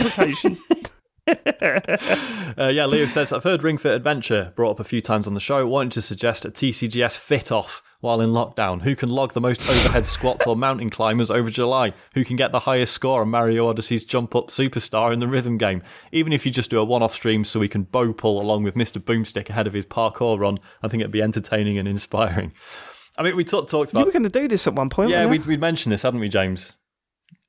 We did, yeah, we did talk about it. We didn't do anything about it, because, so yeah, it's like for me, Beat Saber has sort of replaced it as my sort of... Yeah, is it gathering dust, Sean? It's not gathering dust, it's just that Beat ring. Saber, I literally just put the headset on, pick up the controllers and I'm in. Whereas with this, it's like, change the cartridge, right, get the Joy-Cons out of the Switch, put them in the thing, strap the thing round my leg, and it's just a bit... It's more hassle than getting VR set up. With the Quest, the Quest, you just put it on. Done. Yeah, it's true. The Quest is incredibly easy to use. It's insane. So, I mean, obviously, the downside is you start sweating with the headset on, and that's a bad time. But, but then maybe this is the kick up the arse I need. I'd be keen to do this, James, if you want. James is still playing it. He's still still playing it regularly. I play it daily. Oh, do you? Yeah. That's great. Yeah, he pops up on my morning. Switch. James Farley is online playing Ring Fit Adventure, and I'm like, I might actually It struggle hasn't to made keep a blind bit of difference, but, Has it really not? In fact, I mean, I'd say I've probably gained weight over the time I've been using it, but Who hasn't in lockdown, though? Oh, no, Jesus. come on. Everyone has. It's mental. Yeah. I'm still enjoying it, though. It's still fun to play through. I mean, I've not got through to the end of the the main adventure yet, but I mean, at the end of the day, like you're saying you put on weight, but presumably you'd have put even more on if it wasn't for Ring Fit, so it's still positive, right? Yeah, no, it's still... No, I mean, I haven't really, but it was a joke. I'm sorry for drawing too much attention to it. James, have you or haven't you? I haven't. Get on the scales now and report the number, James. Was that a joke, or I don't know how to play it now? James, how do you do how do you do it every day? Is it like a daily thing you do? It's like the same amount of time, or what? How's it work? Yeah, because what it is that the game kind of advises you play. It's just 10 minutes basically. You do like 10 minutes of exercise on it, and then after you've done that, it's just like you should probably stop now. And I'm like, yes, I'd like to stop now. And it says you should probably stop now. Yeah, it tells you when it's probably time to give it a rest. It's really good about not pushing you too hard, and like. Even if you sort of come away thinking like, man, like I am knackered, but I'm just really out of shape. So and I'm kind of embarrassed, and the game's just like, no, you did a good fucking job, mate. That was hard. Like it's really good about that. 10 minutes. Well, sorry. Okay. 10 minutes though. I thought it'd be half an hour. At least. I think. Well, hang on. I think James means that's 10 minutes of solid exercise. So once you take into account like menus and stuff, that's like a half-hour session. Oh, it's true. It's like I mean, any exercise you do. Like, you're not actually exercising like entirely, like completely just for that time time period, are you? There's always like times when you're exercising harder than others. Not me. I go 110% the whole time. I mean, the thing worth noting as well. What's interesting? Yeah, Matt would never see that message. You should probably stop now. Yeah, I'm like, again, we go again. But yeah, interesting difference between this and Beat Saber is that obviously Beat Saber is just cardio, like it's just movements, there's no resistance, whereas obviously with the Ring, like there's a lot of like strength stuff in there as well, so it is definitely like a better sort of more well-rounded workout than Beat Saber is. But that's the thing, I don't feel I get very good cardio from this, but I do feel the strength stuff though I think is good, is really good. It's I've been impressed by that, but in terms of the only run running 5 meters stuff, but you can lift cars on the way. Stop now, you've done 2 cars. But yeah, no, we should do this, James. We'll have to just sketch out exactly how it'll work in terms of like what is the challenge, but we'll do that off air because we'll be here all night. Well, they also added there's a dancing thing to it and everything. I mean, they keep doing stuff to it. There's loads of things you can do in the game.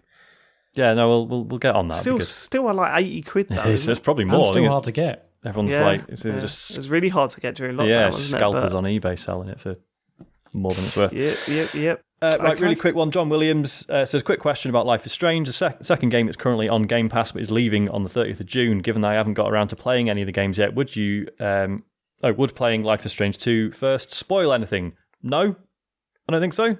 No, I wouldn't spoil anything, but I do recommend playing the first one before you play the second Do you one. reckon? I mean, I know there's references, but I wouldn't have thought... there's... I suppose...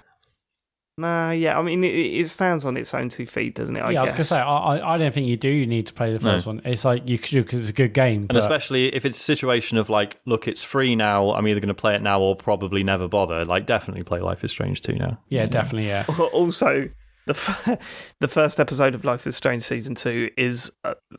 I'm more confident that you'll want to play more after playing the first episode of Season 2 than I would be playing the first episode of Season 1. Because that was rough going. Also, first episode. The whole premise of Life is Strange 2 is now like more relevant than ever. Obviously, they're not going to be like, "Hey guys, remember this that came out last year? Isn't it?" Suddenly, like they can't really shout about that. But yeah, it's definitely worth playing.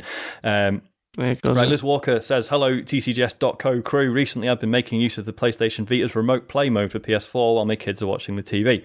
While not as good as the Switch's handheld mode, especially if you move any sort of distance away from the Wi-Fi, I certainly appreciate having the flexibility of being able to play my games this way, as it cuts down on fights over who gets to use the TV.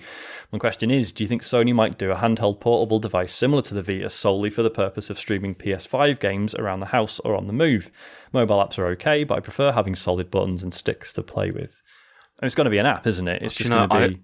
I wish they would, but they won't.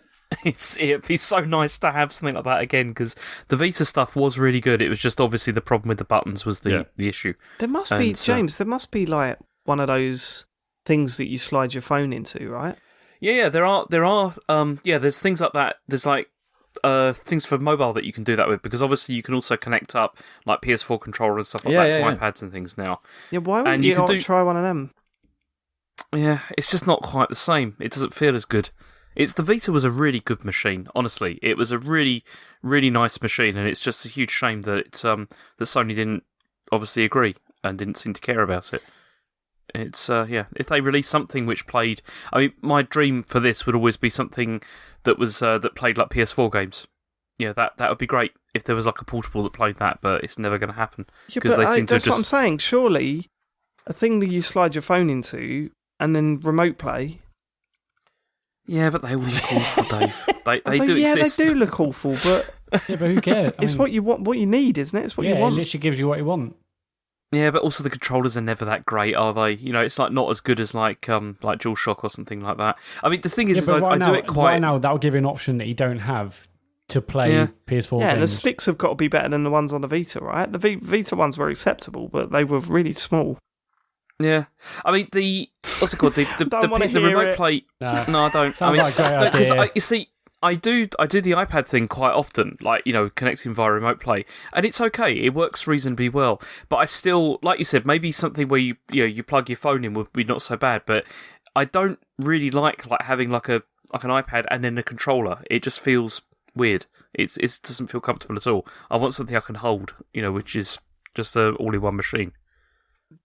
I wish I could do this. Well, why not try this? No. Yeah, but they all, Dave, have you seen them? They always look awful. Just try one. Surely, how much are they? They're about 50 quid, aren't they? That's why I've never bothered. You spent $4,000 on fucking Animal Crossing. I didn't spend that much, and it was a total... It was a good thing. That was. I mean, it's just going to go up over time, James. You know that. It's in next year. I'll be like, you spent £1 million on Nintendo Switches. You spent $6,000 on whatever. Yeah. But you could just get like a £15 clip and clip your. Yeah, I'm looking now. There's one for $9.99. There's but a $6.99 rather than one of the things where you like slot your phone in between two halves of one controller and you play it like it's a Switch, just have your DualShock and then put a clip on top of your phone. Yeah. No, I think that the DualShock one is a little bit. I could see why you would be turned off. Oh, yeah, because you got to resync it with a DualShock, which is a pain. But it's top heavy as well, isn't it? Like, so the weight is all on one end of that DualShock. Whereas if you could slip it in between the two, like the Hori slip pad, what is it, split pad or whatever it's called that everyone's talking about, then so that looks atrocious as well, doesn't it? It does look bad, but people seem to rave about that. They do. I'm tempted. I am tempted, but probably not going to do it. Next keeps updated. Yeah, I will do. I'll set up a separate Twitter. Yeah, please stream. do. Yeah. Let's do a podcast about it. Yeah. Okay, next. I don't think we'll have an answer for this one, but the email just made me laugh, so it's getting read out. Maria Mendieta says, Dear founders of TCGS Co., having run podcasts for several years, you've been the target of countless annoying corrections from listeners, i.e. I'm assuming someone will write in to try and convince Sean that a flying sim from Platinum Games already exists under the title Star Fox Zero. I forgot they worked on that. Which is weird, considering it was apparently rubbish. Have they just called out their listeners for doing something and then done it? A little bit, yeah. She says, nevertheless, as diplomatic gentlemen, have you ever wished you'd broken character and corrected someone's gaming blunder? I think back to David's polite scepticism on Joypod at the way Adam Capone candidly referred to Ho-Hokum, haltingly pronouncing the first two syllables like the sound emitted by Saint Nick, while conjuring another type of omission by stressing the last syllable. Yeah. Ho-ho-cum. Keep up the excellent work. I think we correct each other all the time, don't we? Yeah, it happens every single week. Pretty much. Yeah, but is he talking about each other? Yeah. I'm sorry. It's not he. We talk about correcting each other. We talk about. I think we do that a lot, don't we? I mean, James probably gets the worst of it. We do a hell of a lot. That's all we do. That's what the show is. It's our bread and butter, that is what the show is. In terms of someone else's, I'm not sure I would be bothered enough if someone's like... No. If someone says something, I'll just like, yeah, that one. Work's the worst. Work is the worst. When someone goes, oh, he's playing that Call of Duty on his Nintendo. You go, oh, is he? You know what I mean? It's like, when they're talking about a kid or whatever. It's just, oh, really? Yeah. I can't bring it. I can't bring myself to get to that level. I just nod. Playing his fourth night on his Sega. He's got that new Modern Warfare 3. You're like, okay, has he? I've told the story about News Old Boss and the Mario Kart drifting thing, haven't I? Probably several times. Yeah, it's the most irritating story I've ever heard in my life. Shall I tell it again? I would have to say something. No. Right, Joe in Seattle says, Hi boys, what is Millwole? I'm not Googling it or how to spell it because I want to hear an explanation from the real source, you guys. Local club? Named after a neighbourhood or region? I love the chats about football on the pod. Very interesting slice of life and fandom for me to hear about as a pud American. Have you seen? I'd love to know what an American's thoughts are with the. Have you seen those videos comparing American soccer fans singing charts to English football fans singing charts? It's fucking hilarious. I'll send you one, Sean. Yeah, there's a Millwall one where they go, nobody likes us, nobody likes us. We don't care. And then it cuts to like Millwall belting out, no one likes us. Like so aggressive with it. It's just hilarious to compare the two. Millwall is a football team that, but I never realised how Millwall fans say Millwall is so weird to anyone that doesn't support Millwall. Because you don't pronounce half the letters, Dave. Yeah, but that's, that's me, isn't it? That's salt of the earth. It's pronounced Millwall when you support Millwall. You don't go Millwall. Yeah. It's an area in the docks, ironically in the north of the river, but we're a South London club. So I think they moved over, and so it's now traditionally a South London club. But there's an area, the Millwall docks near Canary Wharf, and that's where that all come from, the name. But football team, love them. Best football team in the world, I'm told. No one's ever told you that. Millwall fans don't even tell you that. We all know we're rubbish. We all know we're rubbish. You just want them to try their hardest. That's why explaining that to a 6-year-old is impossible. But Daddy, why are we not in the Premier League? Because we're rubbish. Well, why do we support them?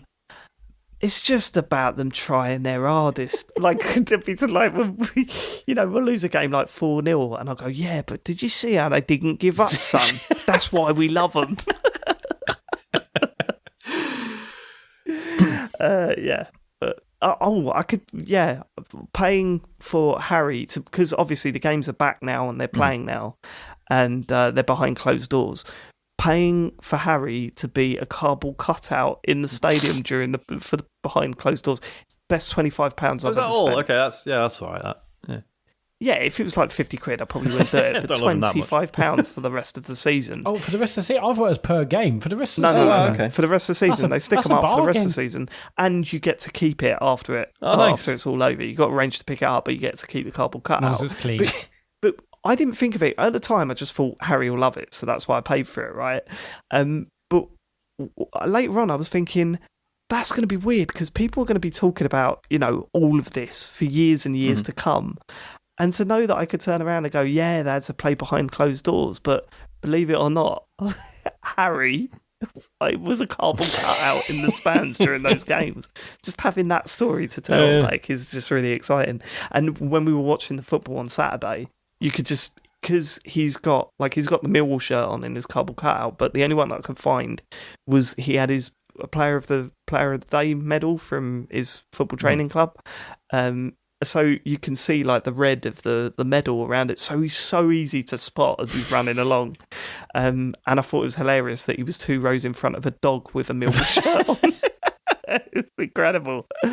So yeah, best £25 I've ever spent, that, I think. Piece of history. Sorry, so that's who Millwall are. Don't Google us. Just don't Google us. No need to delve into the history, it's fine.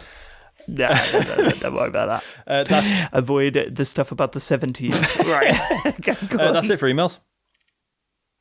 Matt, tweets. Yes, at TCGSCo on Twitter. DeviantWeb at DeviantWeb on Twitter. Now that Matt has completed Resident Evil 3, will he be tackling any more of the series? I definitely want to do Resident Evil 7, but and I think that will happen, because also that precedes the new Resident Evil Village. So I do want to get more of a handle on that. So we'll see. But I would like to. 5 and 6, people have said it's not worth doing. Yeah. So I don't know. I don't think I'll bother with it. I didn't hate 5 at the time, but it's designed for co-op. And even then, it's not amazing. And it had the problem that it had to follow up from Resident Evil 4, widely regarded as one of the best games ever made. So it suffered a bit from that, and also it was just a bit rubbish in a few ways. It's 6, isn't it? Is the one that's really bad. Yeah. But I mean, I didn't play 6. I played 5, and I hated it. I hated it. It was. I've said before that was. It tried to do something completely. It was that co-op stuff, and when you played on your own, the co-op partner was shocking, and when you played with a mate, it didn't offer enough to feel that the change in direction was worth it. Shame. So I've obviously played 4 before, and the remake could be cool, but I've already done 4. But so 7's on the list, but we'll see. I think obviously definitely not VR, and we'll have to see if I can survive the first hour. But I actually felt braver playing Last of Us because of the stuff I've gone through in Resident Evil 2 and to a lesser extent 3. So maybe I'm getting a brave boy these days. Maybe I'll be able to handle it. We'll see. Maybe. I'll do that thing that you used to at school where I go to punch you in the face and stop about an inch before, and if you dare to flinch, that's like a big deal. Do you remember that? When people at school used to come up to you and like go to punch you and then stop? No, because I had nice friends. It was like, It didn't happen, Bob. These weren't my friends. These were bullies and stuff. Like arseholes, they come up to you and then they go to punch you in the face and stop just before your face. And if you dared have the natural reaction to pull your head away a little bit, they would think that was hilarious. I've never told you how I escaped getting bullied throughout high school. Money. It certainly wasn't down to growing that massive afro, that came after. No, I was like the 100-meter champion in my year.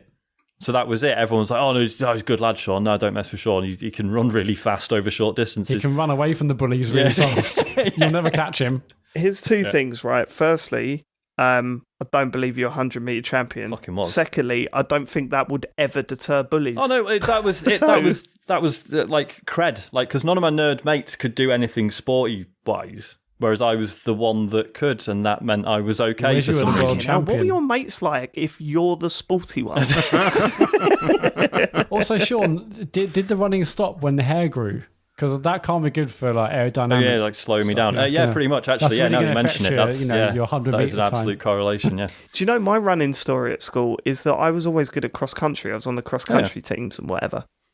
And when I went to college, so I would have been 15, I think, when this happened.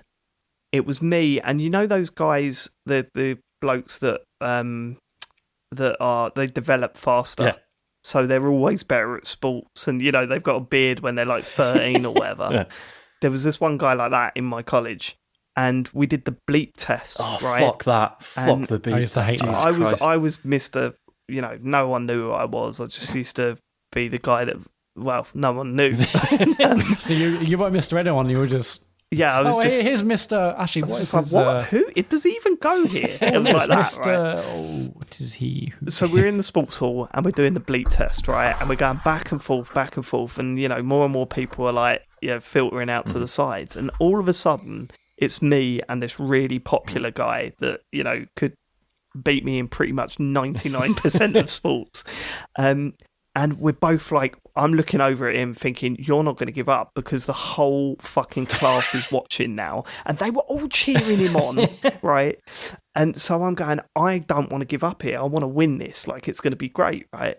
So all of a sudden, it went on for ages. And finally, he gave up and went and sat on the side. And I thought, you know what? I'm going to do another couple here just to show that I can do just 2 more, even though I was totaled. So I did a few more. And then I gave up, and no one clapped. The popular guy turned around and went, I've really got to give up smoking. And he was suddenly cool for saying that. And no one gave me any praise for beating him. No one cared. They seemed genuinely disappointed that I won that bleep test. Did you not then also steal his girl at the prom? Absolutely not, Matt. Oh. Absolutely not. Did you? What? Were you? You weren't around when proms were happening, were you? No, they weren't. It was really annoying. No, there's no proms in my school. I can't believe we missed it. Well, actually, I'm kind of happy we didn't have proms at my school. Yeah, because I would have been on my own. Wearing a t-shirt that looked like tux. Yeah. So, I would have thought it'd be cool to just like turn up in a Halo t-shirt or something. Well, no, I guess back then it'd be like spliffy jeans and naff jacket. Hold on, I ain't that old. When they were about, I must have been about 7. Yeah, okay. Spliffy jeans. Oh, I never had any actually. I did have a naff jacket, but not spliffy jeans. I had spliffy jeans. I didn't. It's bad. Drugs are bad, Dave. 7 years old, and you got this. Yeah, okay. Let's crack on. Gnosis80s on Twitter. Question: are you disappointed this gen is unlikely to have any gimmicks? Voice chat, motion controllers, streaming buttons, connecting VR, all created added experiences in the last 15 years. This gen seems very vanilla. Do you think only Nintendo will keep innovating? Just sort of. Nintendo are in a tough position, man.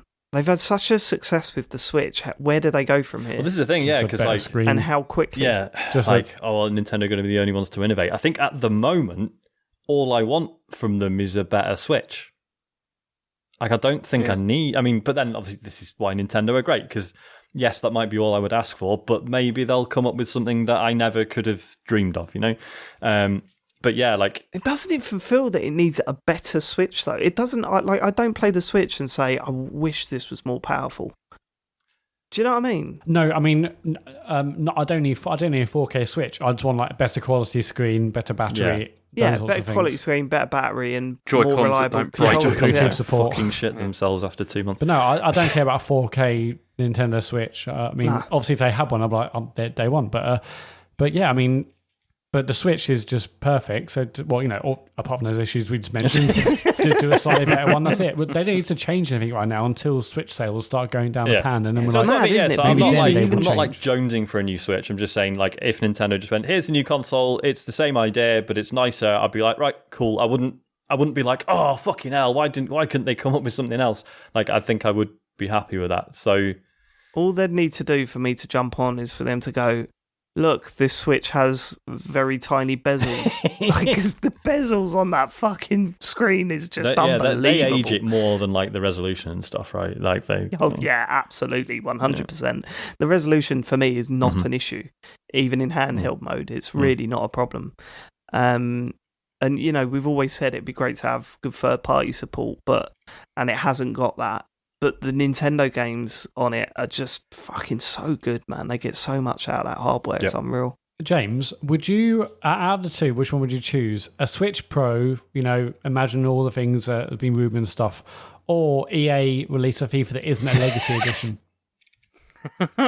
Definitely a Switch Pro. I'll absolutely go for that. Okay. I mean, he's going to buy their Legacy Edition regardless, Matt. 7 times. Yeah, I was going to say on every platform. In terms of the question I'm over that now. About gimmicks, I guess like now things have just got more streamlined. Like they don't need loads of gimmicks. They just need powerful consoles, streaming with one button, that sort of stuff. I mean, yes, it's arguably less exciting.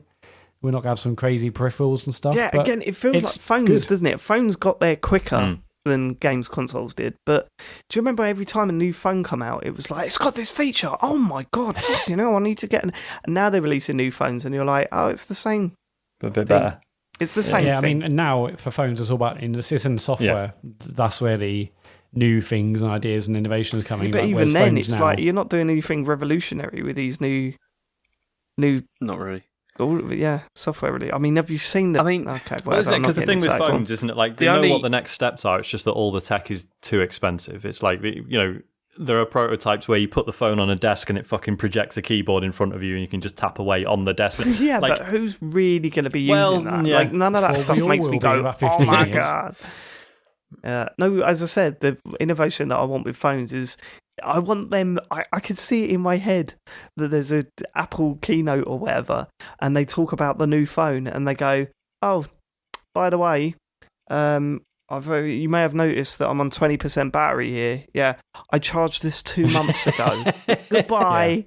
But battery will be the next huge thing where people are like, I can't believe I have to charge it every night. Like literally about 10 years we've been saying that. Fucking madness. It's coming. Okay. I mean, in terms of gimmicks and stuff, the only one I can think of at the moment is for the PS5 pad. There's like supposed to be things that can do, but we don't even know yet, do we? Really? Yeah, but I mean, you look at, rumble triggers is all I think of when that stuff comes up. Touchpad. Like, yeah. I mean, there weren't really out. any gimmicks this gen, right? Other than like sharing, like streaming and stuff. Well, it's Connect. But then that was already old. TV running through your console. So yeah. So I guess we're actually 2 generations into not really having any major. Well, no, because we've had PSVR, we've had Connect, we've had streaming. Connect doesn't count. Yeah, so streaming is definitely one. PSVR definitely, yeah. Yeah, but no, what's saying it was also Xbox 360, so yeah, you can't really count that. I'm still really surprised that these consoles haven't gone. They are video games consoles / home hubs. I find that baffling. Because why do you need to do that? Like, there's no point in doing that anymore because everybody has like smart TVs and stuff. Yeah, but they do, but they don't integrate with the system, with the console. Like, that was the one good thing about Kinect on Xbox One, coming in and saying Xbox on and saying load Xbox, go to FIFA 20 or whatever. Like, that stuff was fucking great. I think you can integrate that stuff with Alexa on Xbox. You can, yeah. Which is fine, but, I've got the Google one, and that can't do it. Whereas if it's built into the Xbox, then fucking perfect. Yeah, it doesn't matter. I mean, and also, Sony have obviously announced that the pads have mics and I presume speakers as well, but definitely mics. But then, as we said before, if the pad's on standby, I guess it's not needed. Listening. It needs to be on the box. Yeah. It needs to be a home hub. It's mad. Scrap this. I'm waiting for next generation, really, to scrap this one now. Alan Capone. Less than 1 month now until the release of Deadly Premonition 2. What are James's hopes and dreams for the sequel? And on a scale of 1 to 10, how excited is he? I was looking at it before we recorded, actually, because I was thinking about pre-ordering it, because I'm obviously going to get it, I think, and probably stream it, I think, as soon as it comes out. But, I mean, in terms of hopes and dreams, I'm hoping it's just going to be as odd as the first one. As long as it's like that, then I'll be perfectly happy with that. I mean, yeah, also, I mean, it would be nice if it was a bit less frustrating. That would be the nice thing. Imagine if they thought, you know what, we've hit all the issues with it, we're going to totally make it better, and it's just like a normal game, like all the issues being fixed. It's not weird. It's just, I'm like, no, put the weird broken stuff back in, please. No, because the things that were irritating about it were like gameplay features in inverted commas that were like that was the problem with it. The weird stuff, the stuff that was really enjoyable was just the plot, the characters, and like the delivery and all that kind of thing was incredible. Whereas it's just, as if they fix the gameplay, that'd be really nice. It could become like a perfect game. It's like I always say about Raw Danger is, it's super low budget, and you could point out a lot of technical flaws, but in terms of the flow of it, like there's no barriers, there's no frustrations with it. Like you can do the weird low budget character, but in a way that doesn't piss you off. Like it can be done. Yeah. Cool. At Comrade Jack on Twitter. In an interview with IGN, Vince Zampella suggested he would like to see some kind of resurrection of Titanfall in Apex Legends. Would you guys be hyped for a Titanfall Battle Royale game, or are you just bored of the genre now? Bored of the genre. They don't need to... Like, a Titanfall, for me, like, it would work best as like a single-player game. Like, they've got Apex for that stuff. I don't... What? No, they need a multiplayer. Well, no, the multiplayer, they need a multiplayer in Titanfall. Yeah. They need to bring in a new Titanfall. I don't want another Battle Royale game just because it's no, got absolutely not. Yeah, I've got no interest in a... Yeah, that genre's dead to me. I can't have another game where I'm flying in and then getting shot straight away and then having to load it all in again. And I know that Call of Duty tried to change some of that stuff, but even then I was just like, okay. Never really got back into it. I've had fun in the past, but I don't see myself jumping into any of them.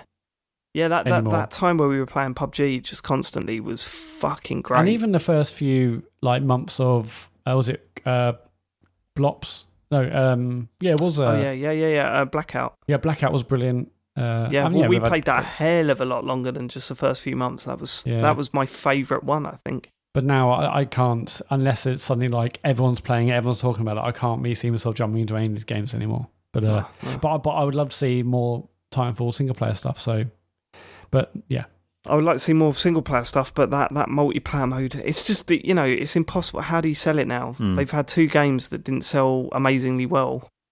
How do you try and justify doing another one of those? It's and they were both brilliant. They were both critically really successful. So EA would just be like, well, what else can you do with it? You made it brilliant twice, and neither time did it sell. I mean, obviously, potentially other reasons for that, but releasing it at the same time as Battlefield, all that releasing sort of it only on Xbox One wasn't a great idea. No, but you can see why they might they might just be like, no, you made 2 good ones, and just for whatever reason, it's not sticking. So no, forget it. Could you imagine that? Oh no, maybe it was the fact that the single player wasn't that good. Okay, we'll make one of the best single player campaigns that have been available in shooters for years. What's that? It's down to £20 within a week. Okay, okay. Such a shame. And that's it for tweets. It's at TCGS on Twitter if you want to tweet us anything you want. Cool. Have you got any more socials to talk about, Matt? Yeah, so if you're a $10 and above Patreon supporter, tonight we're doing June's TCGS Talks Over. We're going to talk over the original, the PS4 announcement or unveiling, the 2013 sort of conference. That's going to be Wednesday night, tonight, if you're listening to this at 9 p.m. for $10 and above patrons. Go to patreon.com/TCGS if you want to support us and watch that live with us. You get to interact whilst we're watching it. In terms of streams, James, are you back on Dreams on Friday? Yes, I think so, Brilliant. yeah. James, it may be the last one, though. It may be the last Dreams until more Dreams happen. So that's Friday night at 9. I'm doing Hitman Sunday night from 8. And then on Tuesday... Sean? God knows what I'm doing. To be honest, I've been really enjoying doing the indie stuff again, and I think I've enjoyed my time with the Saboteur, but I was just doing the same thing every week. Just can't help myself blowing stuff up and getting into fights with Nazis. Is it time, Sean, for Play by the Bell? I think it might be time for Play by the Bell Season 2 to return. Yeah.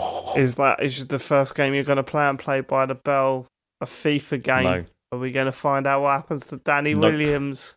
Because I gather it's something bad, and if I just don't play it, then it never happens, and it's fine.